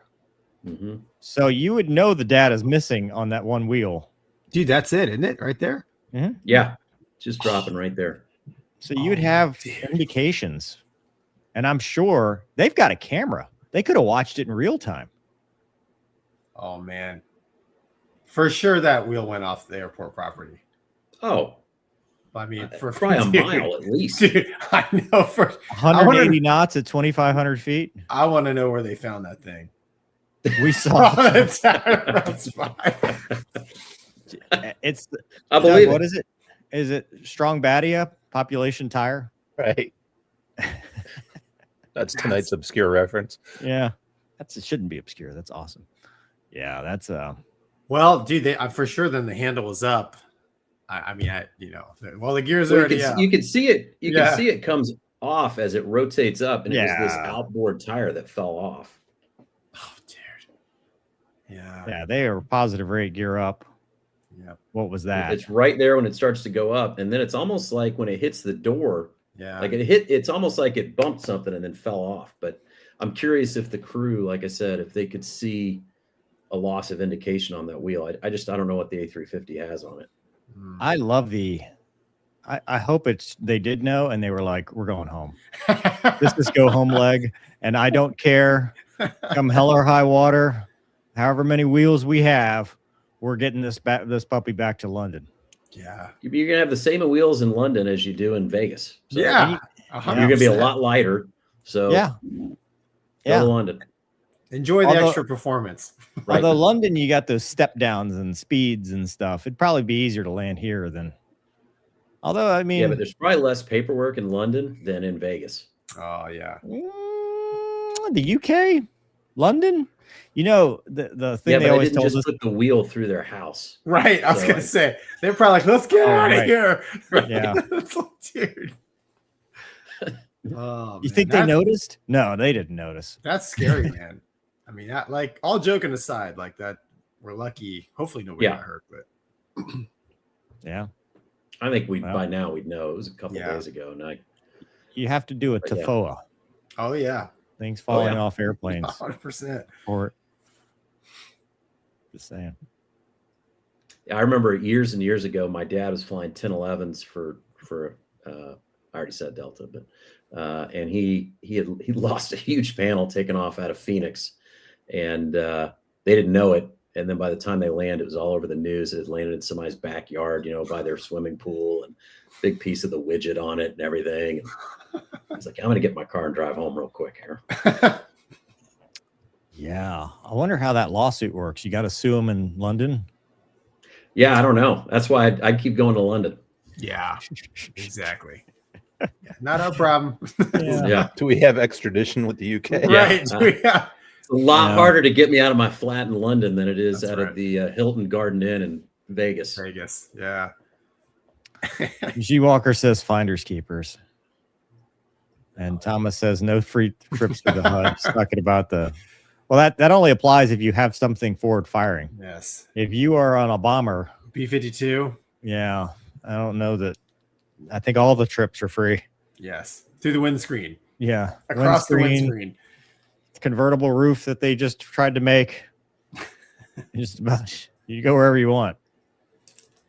All right. So another close call. Whew, this was a bad one. Yeah. Roll the tape, Douglas. 4996, and it's tower, you have ready? Southwest 4996, traffic 4 mile final, runway 22, clear for takeoff. This is in San Antonio. 210 at 9. Cancel takeoff clearance, southwest. Skyway 6210, go around, fly runway heading, time maintain 4,000. Going around 4,000, runway heading, Skyway 6210. Southwest 4996. When able, sir, can you hold your position on the runway? So you have 4996, and it's tower, you have ready? Stop it. Southwest 49. So you have Southwest taking off, and then another Southwest trying to land behind them, and this PC-12 ends up on the runway. Mm-hmm. So I think they took a right when they were trying to take a left. Yeah, took a wrong turn. Yeah, wrong turn at Albuquerque. But this is the second one that we've covered. One was at Chicago, remember where they barely missed? Right. I don't have the context as far as, what they had told. Sorry, dude. Sorry. If only there were a mute button. I don't know. There's just a way you could drink your drink. Anyway, tell me what you think. You know what? I just want to point out I'm an amateur and I don't have ice in my drink. So, gotta keep just it saying. cold. I know it's not the news or nothing, but I do try to be a pro when I'm on here for you. I have been muted, but I guess that one time I did because I was so engrossed with what Mover was about to say. Dude. I was trying to pay attention. Nobody cares. You know what? Dude, Here, let me bring the Lunacam up. So she's right here. We'll just see what anyway, go ahead, Gonky. Give me your expert analysis on whatever I just talked about. No, like you said, the PC-12 took a wrong turn, and I think I read where the Southwest jet was at 100 knots. So I mean, they were moving pretty good when they initiated their abort. Luckily they were able to get stopped. I'm sure they ended up being a couple hours late getting out of there, but I mean, dude, anytime you hear shit as the first part of a radio call, it perks your ears up. So thankfully, yeah, exactly. So, thankfully, everybody was on their toes and nobody got hurt, and we get to learn from it. Unfortunately, it's not the first I hate to say it's probably not going to be the last time that an airplane accidentally trundles onto an active runway with another airplane trying to take off or land on it. There have been accidents in the past where this has been an issue, and we're just fortunate this time nobody was hurt. So, yeah, I will San say Antonio. good job. Yeah, I mean, nice job to the controller. Nice job to Southwest for getting it stopped. I fly a lot into like San Antonio and Austin and places like that. San Antonio, you can get yourself in trouble there where the taxiways and the runways are. The way there's a lot of hot spots there. Kind of for folks that don't fly a lot. Those are sort of the spots that are determined from the get-go. These are dangerous, so you got to be careful when you get there. And they usually have a big circle, like a magenta colored circle, and then it tells you why it's a dangerous area. But where we come out of the ramp there, it is really easy to screw it up. And so San Antonio is a place I go slow because it is very, very easy to make a wrong turn and end up on an active runway. And there's also a big maintenance facility that has there's really not a lot of markings going into it on one side of the airport, and very easy to get on the wrong taxiway coming out of there as well. But so, you wouldn't really think San Antonio, you're thinking like Kennedy or Boston or something like that where you need to be game on, but San Antonio could get you in trouble real quick. Austin's another one as well. And there's been a bunch of incidents at Austin over the past couple of years. So those two are sketchy, and thankfully nobody got hurt. Yeah, we want to thank the Southwest crew for using the runway this time. And I didn't say it. I wanted to throw that in because we always end up on their training slides. We have for some reason. We haven't yet this year though, man. We got to work harder at this. Good job. Good job though. Good job, guys. That was actually really good. I'm just kidding. Why are you muting, Gonky? I thought about taking a drink. Trying to wet my whistle here, man. So I got a question for you too. Not what that means. All right. Anyway, go ahead. I got a question for you too. So let's say you're the Southwest crew. This just happens to you. They taxied back to the gate, and they were in there for an extended period of time. Do you take that airplane and go flying again, or do you go to the hotel? Are you done for the day?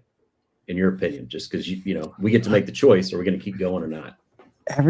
Every time I've seen these with a rejected takeoff, I always think what you're thinking, because I think, hey, look, I burned my one bag of tricks for the night. It's time to make this a one and done. But every time I've seen these, it's always, they got the brakes inspected and then they took off again. a couple hours late. Yep. I personally, if it's a holy crap, we almost died, I'm probably going to go look. Yeah. See you at the hotel. Yep. Honestly, if San Antonio is my home base, I'm done. If San Antonio is not my home base, hey, it's like God's keeping me around for another lap. Let's go. It's Southwest, so they probably had 6 more legs that day. So, well, I mean, also, sir, they op checked. I mean, they probably taxied it 100 knots back to the gates. Yeah, I that's mean, just a normal braking pattern for them. That's not even a rejected takeoff. Yeah, I mean the jet. I just want to be clear. I have said none of these things. None of them. It's I'm funny just a because guest it's true. on this show. Yeah.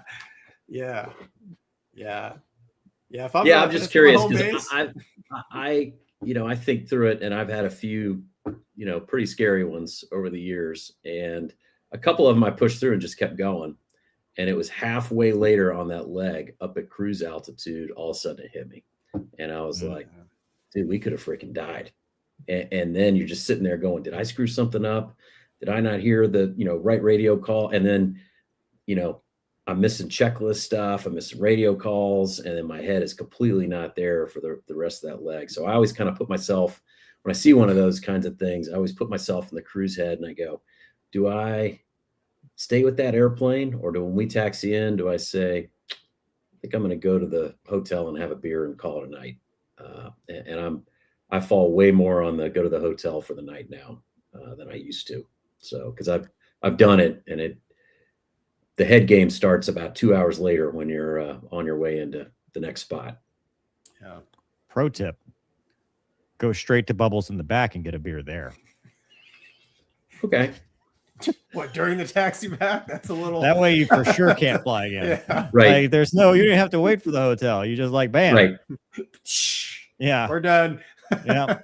The beer light is on. Yeah. You like to live dangerously, Boover. Not me. That's funny. That's why I have a light. That's perfect. Anyway, these are words.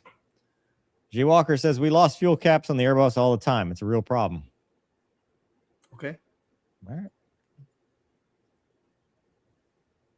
Here you go, Gonky. Yeah. Tough one. Doug, you got the video. So it's a Su-25, which is a Russian attack aircraft. He's flying low level, man. He gets hit. I didn't know it was a Su-35 that took him out, but unfortunately he did not make it. Go ahead and he's cruising low level, high speed. Oh, dude, the tanks come out. It just comes apart, man. It's crazy. It looks like something out of DCS. Yeah, just surreal. Yeah, that's wild. He didn't even have a chance to eject. No, and there's a couple other. We might even had it on the show, Mover. There's a couple other videos floating around out there of the Su-25 successfully flying around low level that are. It's actually some pretty awesome footage. We watched them shoot down their flight lead. That was one of them? You're right. With the rockets. With the rockets, that's right. Yeah, man. When you're going low and fast like that, there's not a whole lot of time, and then, the catastrophic rapid disassembly of that airplane. I don't know what kind of capabilities the ejection seat is in the Su-25, but best case scenario is straight and level, right side up. If you're tumbling, downward trajectory, the camera always skews kind of what altitude he was at, but probably a couple hundred feet. There's just not a lot of options down there, so I'd like to think that he tried to eject, but it looked like the missile impact probably killed him. It's hard to see. I watched it a couple times, but the way it, and this is a Ukrainian fighter pilot. Yeah. Can you slow it down for right before the impact, Doug? That's it right there. This is the impact? No, it's already hit. He's starting to go apart. Where's the missile come from? I don't know. See right there. Probably from behind. Yeah. Yeah. Yeah, look at the canopy. That is I don't think he. Yeah, I think the lights just go out. Yep. Yeah, I mean, either way, there's just not a lot of time, and Mm-mm. all of us have been in emergencies. Thankfully, nothing quite like this, but you get some time compression going, and I mean, it's just all kinds of bad things are happening. And like I said, man, low and fast like this. Well, tactically, some scenarios, it's where you want to be. It's not where you want to be if you're looking to get out. But I mean, it's wartime, right? So I mean, these things happen. Yeah, it sucks. Ukrainians, I mean, look at all they've been going through. To get shot down in a war for your homeland, Right. I mean, Right. honorable as a warrior, but certainly not ideal. It's a conflict that's gone on far too long. Yep. Did they say this was a really long shot too? There was something with the missile that was used that was unique. I don't know. So I just I read somewhere where it's Su-35 that hit it, but there really wasn't. I looked. There wasn't many amplifying remarks that I could see that I could find. No, that's not it. Oh, maybe it is it. Yeah, there it is. Oh, okay. R-37, a long range shot. There's something else I read where there was something interesting about the tactic, and Really? Yeah. I had seen this video. I can't remember when it first came out, but I just remember reading something that was unique about. Well, the R-37 isn't. It's an AA-13, which is a super long range. Missile. So, like, it's been carried on the MiG-31, Su-35, and Su-57. Yeah. The M, if it's the M, that's 200 kilometers. So yeah. Wow. 20 nautical miles, Mach 5 hypersonic. So maybe that's why. Maybe that's a. Yeah, man, that's a bad missile. Yeah. Yeah, it sucks. I'm sorry to hear that. I'm sorry to see it. I wonder if the Su-25 even has like any kind of raw gear. I wonder if he even knew he was targeted, getting shot at. Yeah. I don't know. Moving on to China, they have fielded their pre-production J-36 without a pitot tube, which is significant because it means that they're moving from the development flight test to the more operational production side of things. And if you look at these pictures, I'm no engineer, but it looks like now you see the notches there. That looks more like they're starting to put leading edge devices on them, which I don't remember seeing in the past, like leading edge flaps or leading edge root extensions, programmable. Right. But this is still, from everything we've seen, it doesn't look like it's designed for maneuverability, more as a long range interceptor. But that looks like it might have those new engines, the thrust vectoring. WS was 19, 15. Yeah, one of those. I can't remember. We covered it. Yeah, it's the 3-engine tailless design. Spotted. So the WS-19 or WS-15. It could have both, but 2D thrust vectoring. I mean, 3 engines, dude. That to me sounds like it's, high altitude, long range. Yeah, there's no way this is a fighter in the sense that, at least I think of fighters. I don't think maneuverability is going to be its strong point, man. Side by side seating too, so it's not.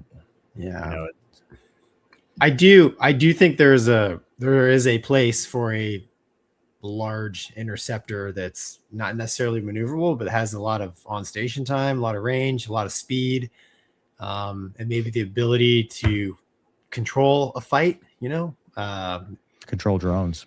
Yeah, exactly. So, but as far as like going, couple articles I read, they're trying to compare it to the Raptor. You know, it can fly 3 times farther than the Raptor, all this. Yeah, but I mean, well, I mean, that part's true. I mean, right, it is. It's all BVR. Like, it's all beyond visual range, long range interceptor stuff. You're not talking, you know, there's no maneuvering. You're not doing Su-30 versus B-52 no intercepts. You're doing no long range defend China. The Pacific is a I think that, look at the bottom. Is that an EOTS? Like Fat Amy? I don't know. Yeah. Can't see. Although, dude, it has how many flapperons or? Well, it's because it doesn't have a tail. I know, dude. I mean, it almost looks like they just kept going. Like, like, let's just keep putting them on. I don't know. How many can we do? We could do all of them. That's right. How many we could do. You can imagine the check rides. Like, okay, on the yellow hydraulic system, which flapper? Yeah, they're all on a different hydraulic system. Every 100%, dude. It's AQP. There's no way they put them on. There's no way they made it simple. It's AQP, man. Even the Chinese are doing AQP, dude. Like, but each one could be lowered manually with a pump. Oh, yeah, of course. It's one of the FO duties. Yeah. That's why it's 2 pilot. Yeah, we need someone to operate the pump. I am curious, that amount of motors, you know, what is the actual range? I mean, how much fuel can that thing really hold? Well, maybe it's their version of the KC-10. There's nothing as good as that. Let's just first get to that. So it will only be worse than that. But yeah, I mean, it doesn't look that big. And if you got 3 engines on that thing, I mean, it's, you know, I'm always looking at where am I going to have to go meet this thing to get it where it needs to go. It doesn't look like it could hold that much gas. You're right. It is strange. I mean, why didn't they just put 2 engines in it, a little bit larger, right? Kind of thing. Yeah. There was one theory that it would be able to shut down the 2, like get up at high altitude, shut down the 2 engines, run with the top one, and reduce its IR signature. But I don't know. I don't know if that's a valid. Yeah. Super cruising launching platform for long range missiles, command and control hub for unmanned aircraft. Yeah. Yeah, maybe it needed 3 engines to super cruise. I don't know. I don't know what their engine technology is exactly. It's a lot like Pete Maverick Mitchell's from the documentary. Mach 10. That he got to Mach 10.2. Nobody's stealing it, I'll tell you that. No. No Firefox. No. Not with that many flappers. I don't want it. No. Hey, Gonky, does Mrs. Gonky know about bubbles? That's funny. That's not a denial. Jay Walker says J36 looks like something out of Aces Combat, the video game on Xbox. TNOC is wild too. Oh, it's side by side, right? Yeah, it's side by side. Side by side, right? Yeah, side by side. All right, and for our last trick, Gonky will tell us about helmets and why this is important for the Navy. Well, yeah. So, U.S. Navy's officially selected the what happened? Random control inputs. I'll be right back. They got a new helmet. So, T-45, F-18, Growler, whatever the new Navy trainer. Yeah. What is it going to be? E2D, F-18, EA-18G, T-45, and T-6 will all be fielding the new Gentex Pursuit helmet. It's a 5-year, $22 million contract for over 5,000 units. So the old helmet was the HU 68P. Allegedly, it's lighter, provides better protection during ejections. So hopefully, future aviators be a little more comfortable and safer. The old Navy helmet. When I was in I went to Air Force UPT training, and there they custom made a helmet for me, which was marvelous. And then when I went to the Navy, they said, you look like about a large, and then they proceeded to crush all the protective styrofoam to make it fit my head. So hopefully the new helmet, fits better. So there's a whole article about it here. I I basically summarized it. So why is the F-35 in there? Well, they have their own like $500,000 helmet that they wear. So this is for non-F-35 stuff. But yeah, what do you got here? Achieve better balance. Gentex says it has worked with various HMD manufacturers with the goal of achieving 600 knot protection. The company also says the helmet was developed through extensive collaboration with both the Navy and the Air Force, as well as undisclosed international partners. The new helmet's made from lightweight carbon shell, coupled with enhanced ventilation system and internal padding. Unless it has like full up air conditioning, you're still going to sweat if you're flying in Lemoore, 1000%, or El Centro. I think it looks pretty cool. Yeah, there. Let's go back up, Doug. You see that? What's This that is say? Mover. Mover's driving this one. Oh, Mover. Hey, Mover took over. There you go. Yeah, look at that. They've been testing it for a while. It's not. iGehemics. Yeah. So there it is, man. Mover, what do you think, dude? Cool looking. You want one? I want one. So I think, if I'm not mistaken, Lyft was in the competition for this, and I had a Lyft helmet for a little while. And when you talk about, unless it has air conditioning, dude, until you fly with a lightweight helmet that ventilates, you have no idea. Really? It is night and day. Like, you know, your head gets sweaty, and you know you're hot. Yes. You take that helmet off, and it's not like you don't get that, I'm taking the helmet off. It's just like, oh, I'm taking the helmet off.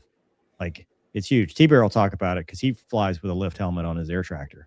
Oh, okay. And so Gentex was the competitor. They won. I mean, but the technology is the same, that carbon fiber, lightweight stuff. I mean, that's preventing neck injuries, neck and back, Right. spinal stuff. Right. The helmet's already heavy enough with all that crap on it. So I think it's awesome, and it's like everything else. Why didn't they do this sooner? Right. I have an idea, but right. Yeah. Anything that'll help with neck pain. I just remember getting out with the MVGs on, just soaking wet, and my neck just on fire after coming off like a low level or something like that, and just being like, I know this is 100% disability from the VA at some point. Like, this is just terrible. And I think you're going to be able to see everyone, you know, when they're 70 or 80 who had the old helmet versus the new helmet. And the old helmet guys and gals will be walking around like this. You know, the new helmet folks hopefully will be head up. But no, because the new helmet folks are all Gen Z, so they're all doing in their phones all the time. That's true. They never look. That's true.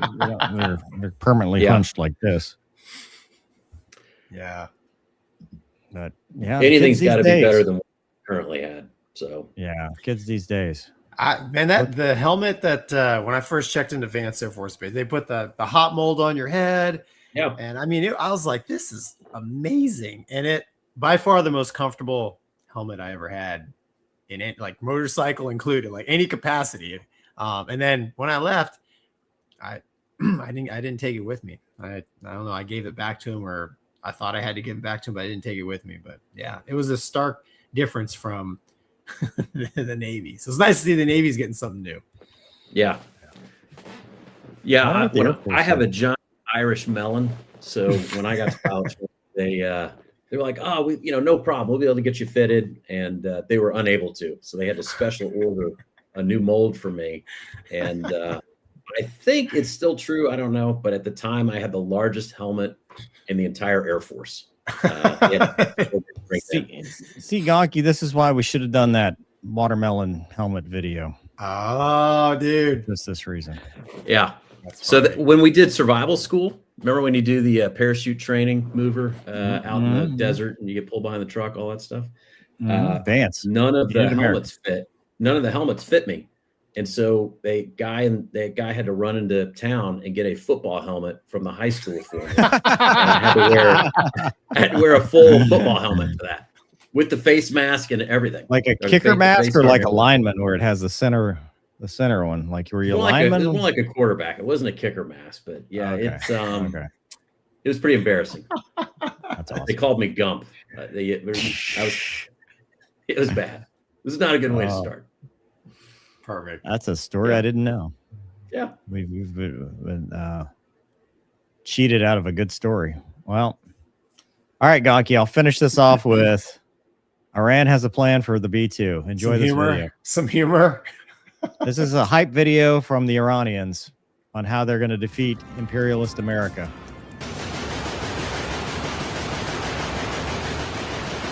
They're going to shoot all the SAMs from their aircraft carrier and hit the B-2 while it's taking off.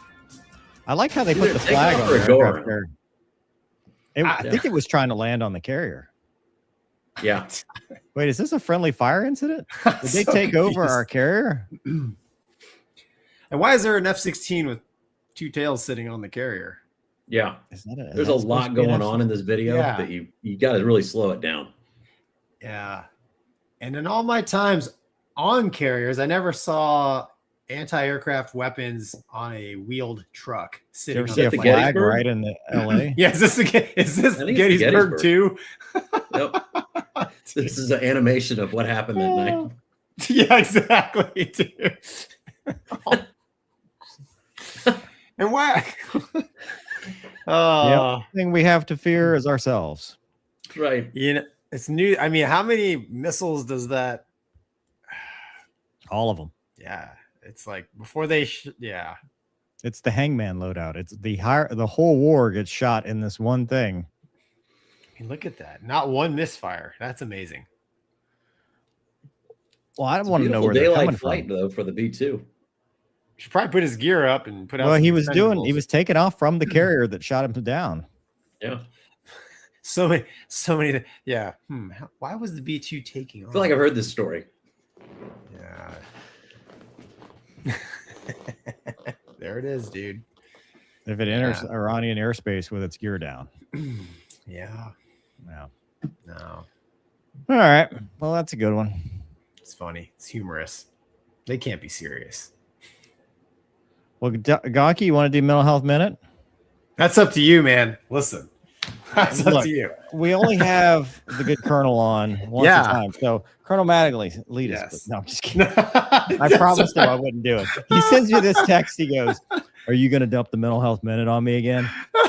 Again, I like the. I was like, do I need to be ready, or what's going on here? So yeah. I got ribeye. I got to cook. See ya. Yeah, I'll be. Hold on, we got to get. Again, video game. No, that is not a video game. Video games are much more advanced than that. Yeah, I wouldn't pay for that. No, I wouldn't. No. Davey says, starting jet form soon. Any advice? Don't hit lead. 2 Joker Bingo, lead your own fire. I'll take the fat one. That's all you need to say. Yeah. And if you're blind, call blind. Don't lie. That's a no shitter. Yeah. If you're blind, definitely fess up. Call it. Fess up. Blind. They'd rather see that. They'd rather see that than. There's a song about it. There is a song. He turned into the sun. Yeah. Don't squeeze the black out of the stick and wiggle your toes. That's what they used to tell me. Let's see. And then John says, how do they dodge the flagpole when they land? They fold the wings. I mean, come on. I mean, they push the Scud launcher off the boat that just shot at them, and then they land. All right. Mental health minute. Ready, Gonky? I've been ready. I can't believe I'm on for this. I'm excited. I wanted you on for this. So I was like, no, we need to have. Oh, yeah. Well, that's what I said. I said, there's no way I can do this without the good wisdom of Colonel Mattingly. So don't put that evil on me, Ricky Bobby. This is you. Well, yeah. So I don't know how this is mental health minute other than I quit my job 2 weeks ago. 2 weeks ago? Yeah, it was official yesterday, even though that's another story in and of itself. I quit my airline job. And so for the first time, I will admit that I worked for American Airlines. I never had publicly stated that. And I reached a point where I said, this is not in line with my life goals and where I see myself and where I want to be. I'll make a video on my channel about the kind of the why, but the reality is that I wasn't in trouble, never been in trouble. They weren't about to fire me. It wasn't because I couldn't hack it. I just finished requal. I reached a point where I was like, this is not aligned with where I want to be and where I want to go. And in the future, there's going to be more ability for me now to possibly serve my community more, do more events, and make good stuff happen that I otherwise wouldn't have been able to do. That said, I learned a lot of things, and this is kind of where the mental health part comes out of it. First of all, biggest decision I've ever made, or the hardest decision I've ever made. Gonky will attest to that, and Colonel Mattingly probably too, because I've bent everybody's ear before I pulled the trigger. This wasn't a decision that happened overnight, or in a fit of rage or anything like that. It was something that I thought about for a really, really long time. In fact, this picture right here was the start of my airline career, and it probably was pretty much an accurate assessment of the end too, and how that was me sleeping in ops on my second OE trip because I missed my flight home. But I learned some things in doing this. One, big decisions don't come easy, but when you have a good support network, you find the strength to make them. You find the support that you didn't think you were going to have, because sometimes you come up with something, because probably this video and whatever video I make, if I make one on my channel, people are going to call me an idiot, which, people will say, he's nodding as I'm doing that. But because I walked away from the golden handcuffs. When you finish OE probation, really, they might as well hand you a pair of golden handcuffs, because at that point you're locked into a union system where you cannot go to a different airline. You cannot go anywhere else other than start from the bottom. And when I left, I was 45 or 42% in the whole company, and projected to be in the top 0.1% seniority. Like my seniority number was going to be 140 out of 16 or 17,000 when I retired. So that wasn't something that I walked away from easily, but it was definitely something that when I walked away after 10 years, the response wasn't a phone call. It wasn't a phone call from the chief pilot, who I had just talked to a week prior, so I knew he had my number. I didn't get a call from the union. I didn't get a text from the union. I didn't get anything from, hey, are you okay? Do you really mean it? Are you sure? The only response I got was when I went to check my email to see if they got it, because I need to send the iPad back. It said, your access has been denied. Please contact your system administrator. And then later I got a letter about, you can do Cobra insurance or whatever. And if that doesn't tell you corporate America and how you're just a number and the show goes on with or without you, it's applicable no matter what. Military, airlines, law enforcement, any big corporation, company, you think that the place won't go on without you. And the minute that you leave, they just change the numbers and move on to the next person. It's the next man up. You're just a cog. So enjoy what you do. And I will never discourage people from being an airline pilot, because I think it's a noble profession. It just wasn't for me. So once I did it, Gonky, who has been the biggest cheerleader in making this decision, so I blame him if this goes wrong. But, he's like, man, I can't believe you're not happy. It's a grieving process. I don't know about what to call it, a grieving process, but it's a process, right? You go through the various stages of, holy shit, did I just do this? Oh my God, what did I just do? Is this really what I did? And, oh, thank God I did it. And it doesn't happen in 3 days. It takes a couple weeks. I'm at the point now where I can actually say, yeah, I'm glad I did it. But before those first few days, I was like, oh boy, that's a tough one. And so that's it. That's my mental health minute, because it took a lot of mental health to do it. And, like I said, who knows what the future is going to hold. I'm positive that it was the right call, and that the decision will bear good things, because I'm going to turn them into good things. But I know a lot of people aren't going to understand. So, Gonky or sir, whoever, somebody, our guest, don't make me talk anymore. Like I said, don't put that evil on me. One thing I appreciated about it, though, was you were, and for other people who may not understand or whatever, you were super methodical. You asked a lot of people for a lot of advice, and that's all it is, advice. You decide whether or not you're going to take it. But you had a great plan. You had all kinds of reasons, I mean, this was not some rash decision. This went on for a very, very long time. And so, I think you only get to go around once. And if you've got some other stuff that you want to go out and try and do, I'm about 10 years ahead of you.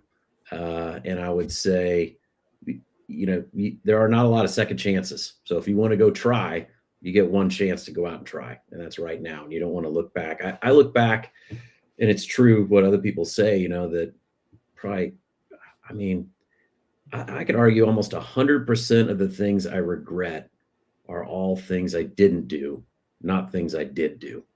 And so when I look back, I think, man, I wish I would have tried that, or I wish I would have tried this.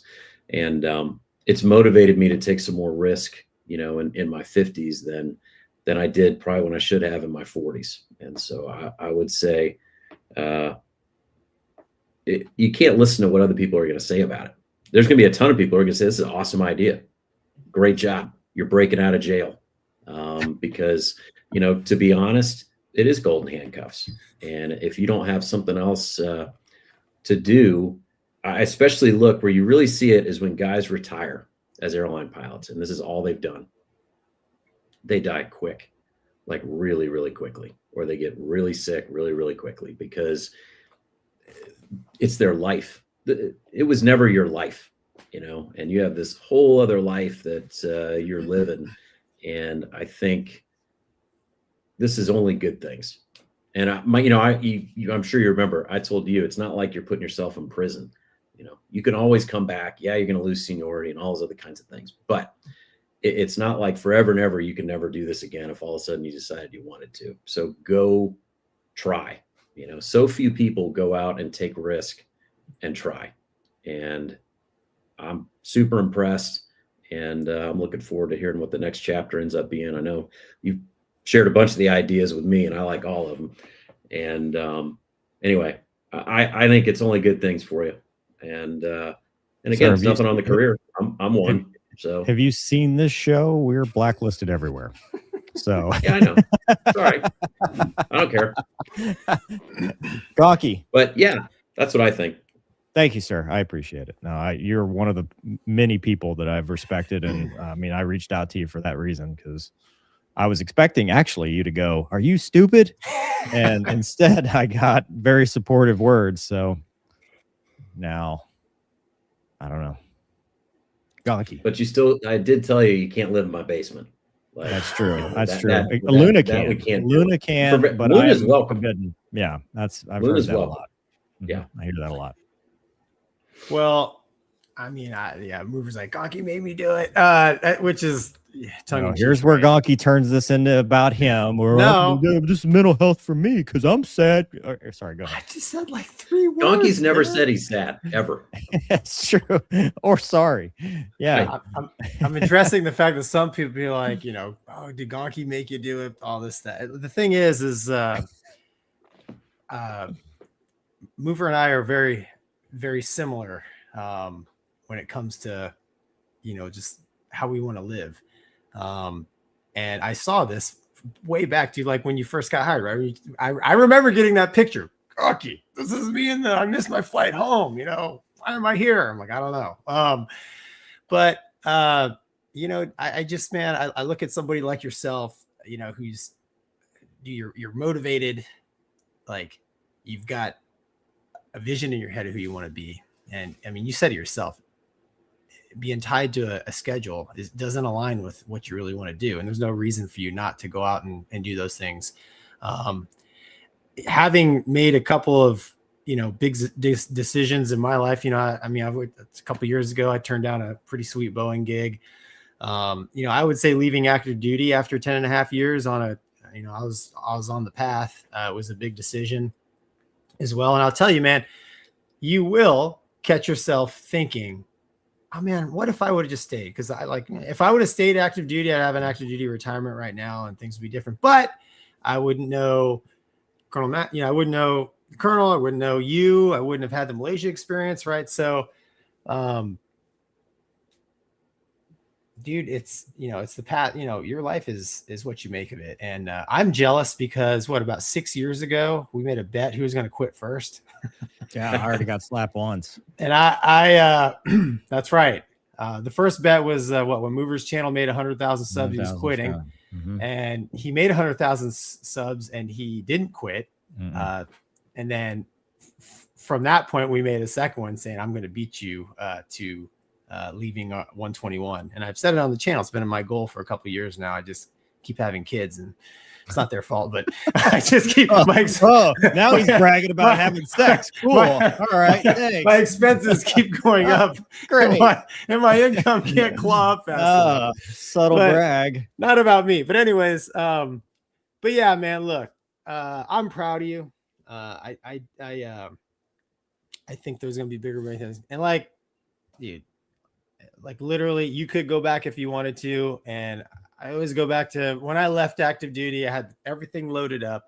I remember my buddy Tonto called me. He's like, dude, what are you doing? I'm like, I'm driving to Ohio. And he said, what do you got to do when you get to Ohio?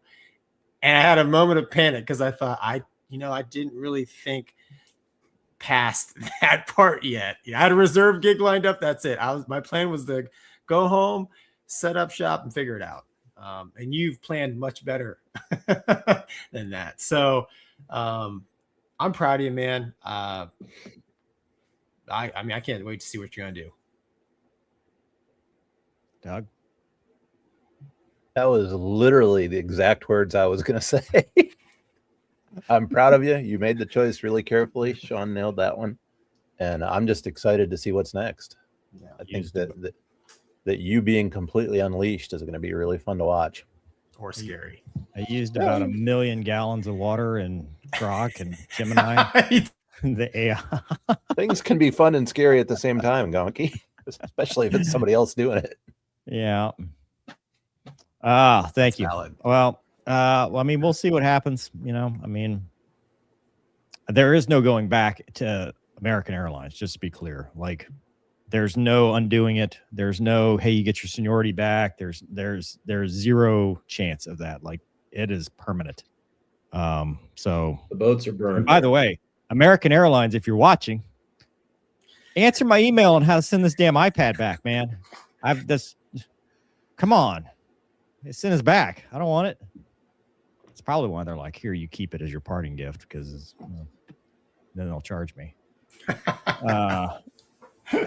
Get some money out of me. Let's see. Joe says, I was literally typing, when did they put a flight deck on the Gettysburg? You beat me to it. Jay Walker says, kudos, mover. That took courage. Huge leap. I'm reminded of our good friend Noonan. Go before you're ready. Yeah, oh yeah. Because you're never gonna feel ready. And Gonky, you kept telling me, you're like, dude, you've got like 17 parachutes. Why are you still in the burning plane? Me, Grok, ChatGPT, Gemini. I was wargaming. Yeah, he would call me and it would be another stack on the list. Right. What device just told him this was a good decision? Like, how many do you need? Yeah. All of them. Yeah. No. All of them. Like flapperons. You can't have too many, I guess. Yeah, I'm like the Chinese with flaps.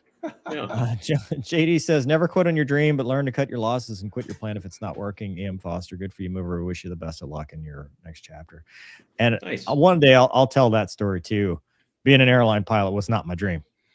I kind of stumbled into that a little bit, and I'm glad I did it. I got some cool opportunities. I mean, it was cool to see that side of aviation, and there were some times that were really cool, but the overall lifestyle was just not for me. Midnight Owl says, never be afraid to do what's best for you. The dream lives on. Thank you. And Logan says, good luck, mover. Does this mean you'll write more? Yes. So since January 4th, I've written 77,000 words, which is almost a full novel. Well, that is. I mean, that's a full novel in a month. No, it isn't. So help me God. Just got interesting. I want this book to keep going. There you go. I was waiting for him to finish because until he did, it didn't make sense to the rest of the people. Doug and I are fighting about, because Doug reads every chapter as I write them. along with Gemini and ChatGPT. Doug doesn't lock up as frequently as they do, though. But he's telling me I can't in the book ever. Just has to keep going forever. Crazy Pete says now Mover has time to work on his C-130 type rating. No. Yep. Did you not hear the single seat thing that we were talking about before? I will watch from the sidelines and cheer them on. John says, hey, Mover, I made the leap out of my engineering job as well to follow my heart. As you said, it took some time for my head to catch up, but no regrets, brother. All the best. Thanks, John. Good luck with whatever you're doing. That's awesome, man. Awesome. New year, new you. The real AWOL of sound says, Mover, it's your life. Live it how you want and be the change you need to find purpose, being of service to others. You didn't quit. You simply engaged and transitioned to your next best self. Congratulations and Godspeed, sir. Very nice. Yeah, that's why I leave that picture up on the wall. Because to me, that is the best thing I can do for people is what she does. Not me, but just being the dumb end of the leash and the treat dealer that gets her to where she needs to help people. Aaron says Gonky is blaming Bubbles and his wife again. God, Gonky, no kids with Bubbles. Just yet. No, I'm just kidding. I'm just kidding. I'm just kidding. I'm just kidding. I'm just kidding. That was just a joke. Just a joke. BS Hoke or B Shoke. We haven't figured that one. When a girl asks what my job meant to me, I answered, my work does not define me.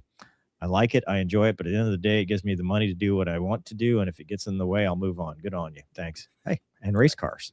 Yeah. Race cars are fun. Joe says, back in 1989, I made the choice to take my business in a new direction. Scary then, but it let me do what I wanted to do for 30 years. You took the correct approach, got the data, and made the decision. Yep. Joe Walker says, take care, guys. Got to jump. Great show. See you next week. Colonel, be safe, and thanks for joining. Yes, absolutely. Mark said, we should have seen this coming. Mover's X-Bio doesn't include airline pilot. Yeah, I took that down the day I quit, actually. I haven't changed my website yet, but I don't know if I even had it on there. But yeah, I mean, it's some people, it's their identity. For me, it's just a thing. Yeah. So, Colonel, sir, we have kept you far beyond. Well, you're a late night guy, so this is probably like lunch. I'm just getting started. Time, just lunchtime. Yeah, time to go to work. We got more topics then. Well, that's all the show we have. Yeah, thanks for coming on. It's been Thank awesome. you. Oh, Yeah, thanks for having me. It's great. Thank you so much. We hope we did not get you in any kind of fired or trouble.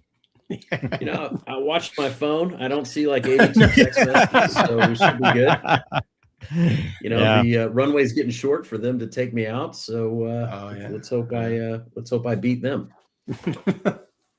Yeah. Do you have any goals that you'd like to share with us? I mean, just spend so much more quality time with you two. Really, this is how you get slapped. By the way, that's right. I love it. Yeah, I'm thinking about quitting everything. Just slap you later. Yeah. The Manchester rules are they're rules for a reason. Yeah. So that's all. Yep. No, I'm retiring in a couple months. So as long as things keep going well, that's going to happen. And kind of the same thing. Had to make the decision, and there was a fork in the road, and I decided to take the off ramp. So unlike all that me, stuff out. Well, but unlike my situation, you actually will be missed. Like, I'm not convinced the organization can function without you. I actually, American just posted something, and something about it's probably a delay, a cancellation, or something with the pilot union. Probably has nothing to do with me. Nope, I can promise you that. Yeah, they did have a meltdown like right after. They're like, weather, we can't handle it. Mover, he's gone. Yeah, if we only had Mover here, this 12 inches of snow in Charlotte would have been a problem. Exactly. He'd have figured it out. Yeah, he'd have figured it out. Yeah. Taxi no faster than a man can trot. Yeah. Anyway, all right. Well, good night, people. Yeah, good night, everybody. Yeah, good night, everybody. We'll see you next week, probably, unless I get fired from this job too. Look, once you quit one, you can just start quitting everything, dude. It's easier, man. Yeah, you're just like, I got a flow chart now, and it goes Do I want to do this? Yes. Okay. Right. But no, and we quit. It just goes right to quit. Yeah. There's nothing in between. Yeah. When you crack that seal, it's pretty easy to start quitting Yeah. a lot of things. Yeah. So, Valid. all right. Good night. Hey, Doug, thank you as Sure, always. Thanks. Have a good night. Doug, No great problem. to see you again. See Or you hear next you again, time. Thank I you, should sir. say. Appreciate you being here. See you All guys. right.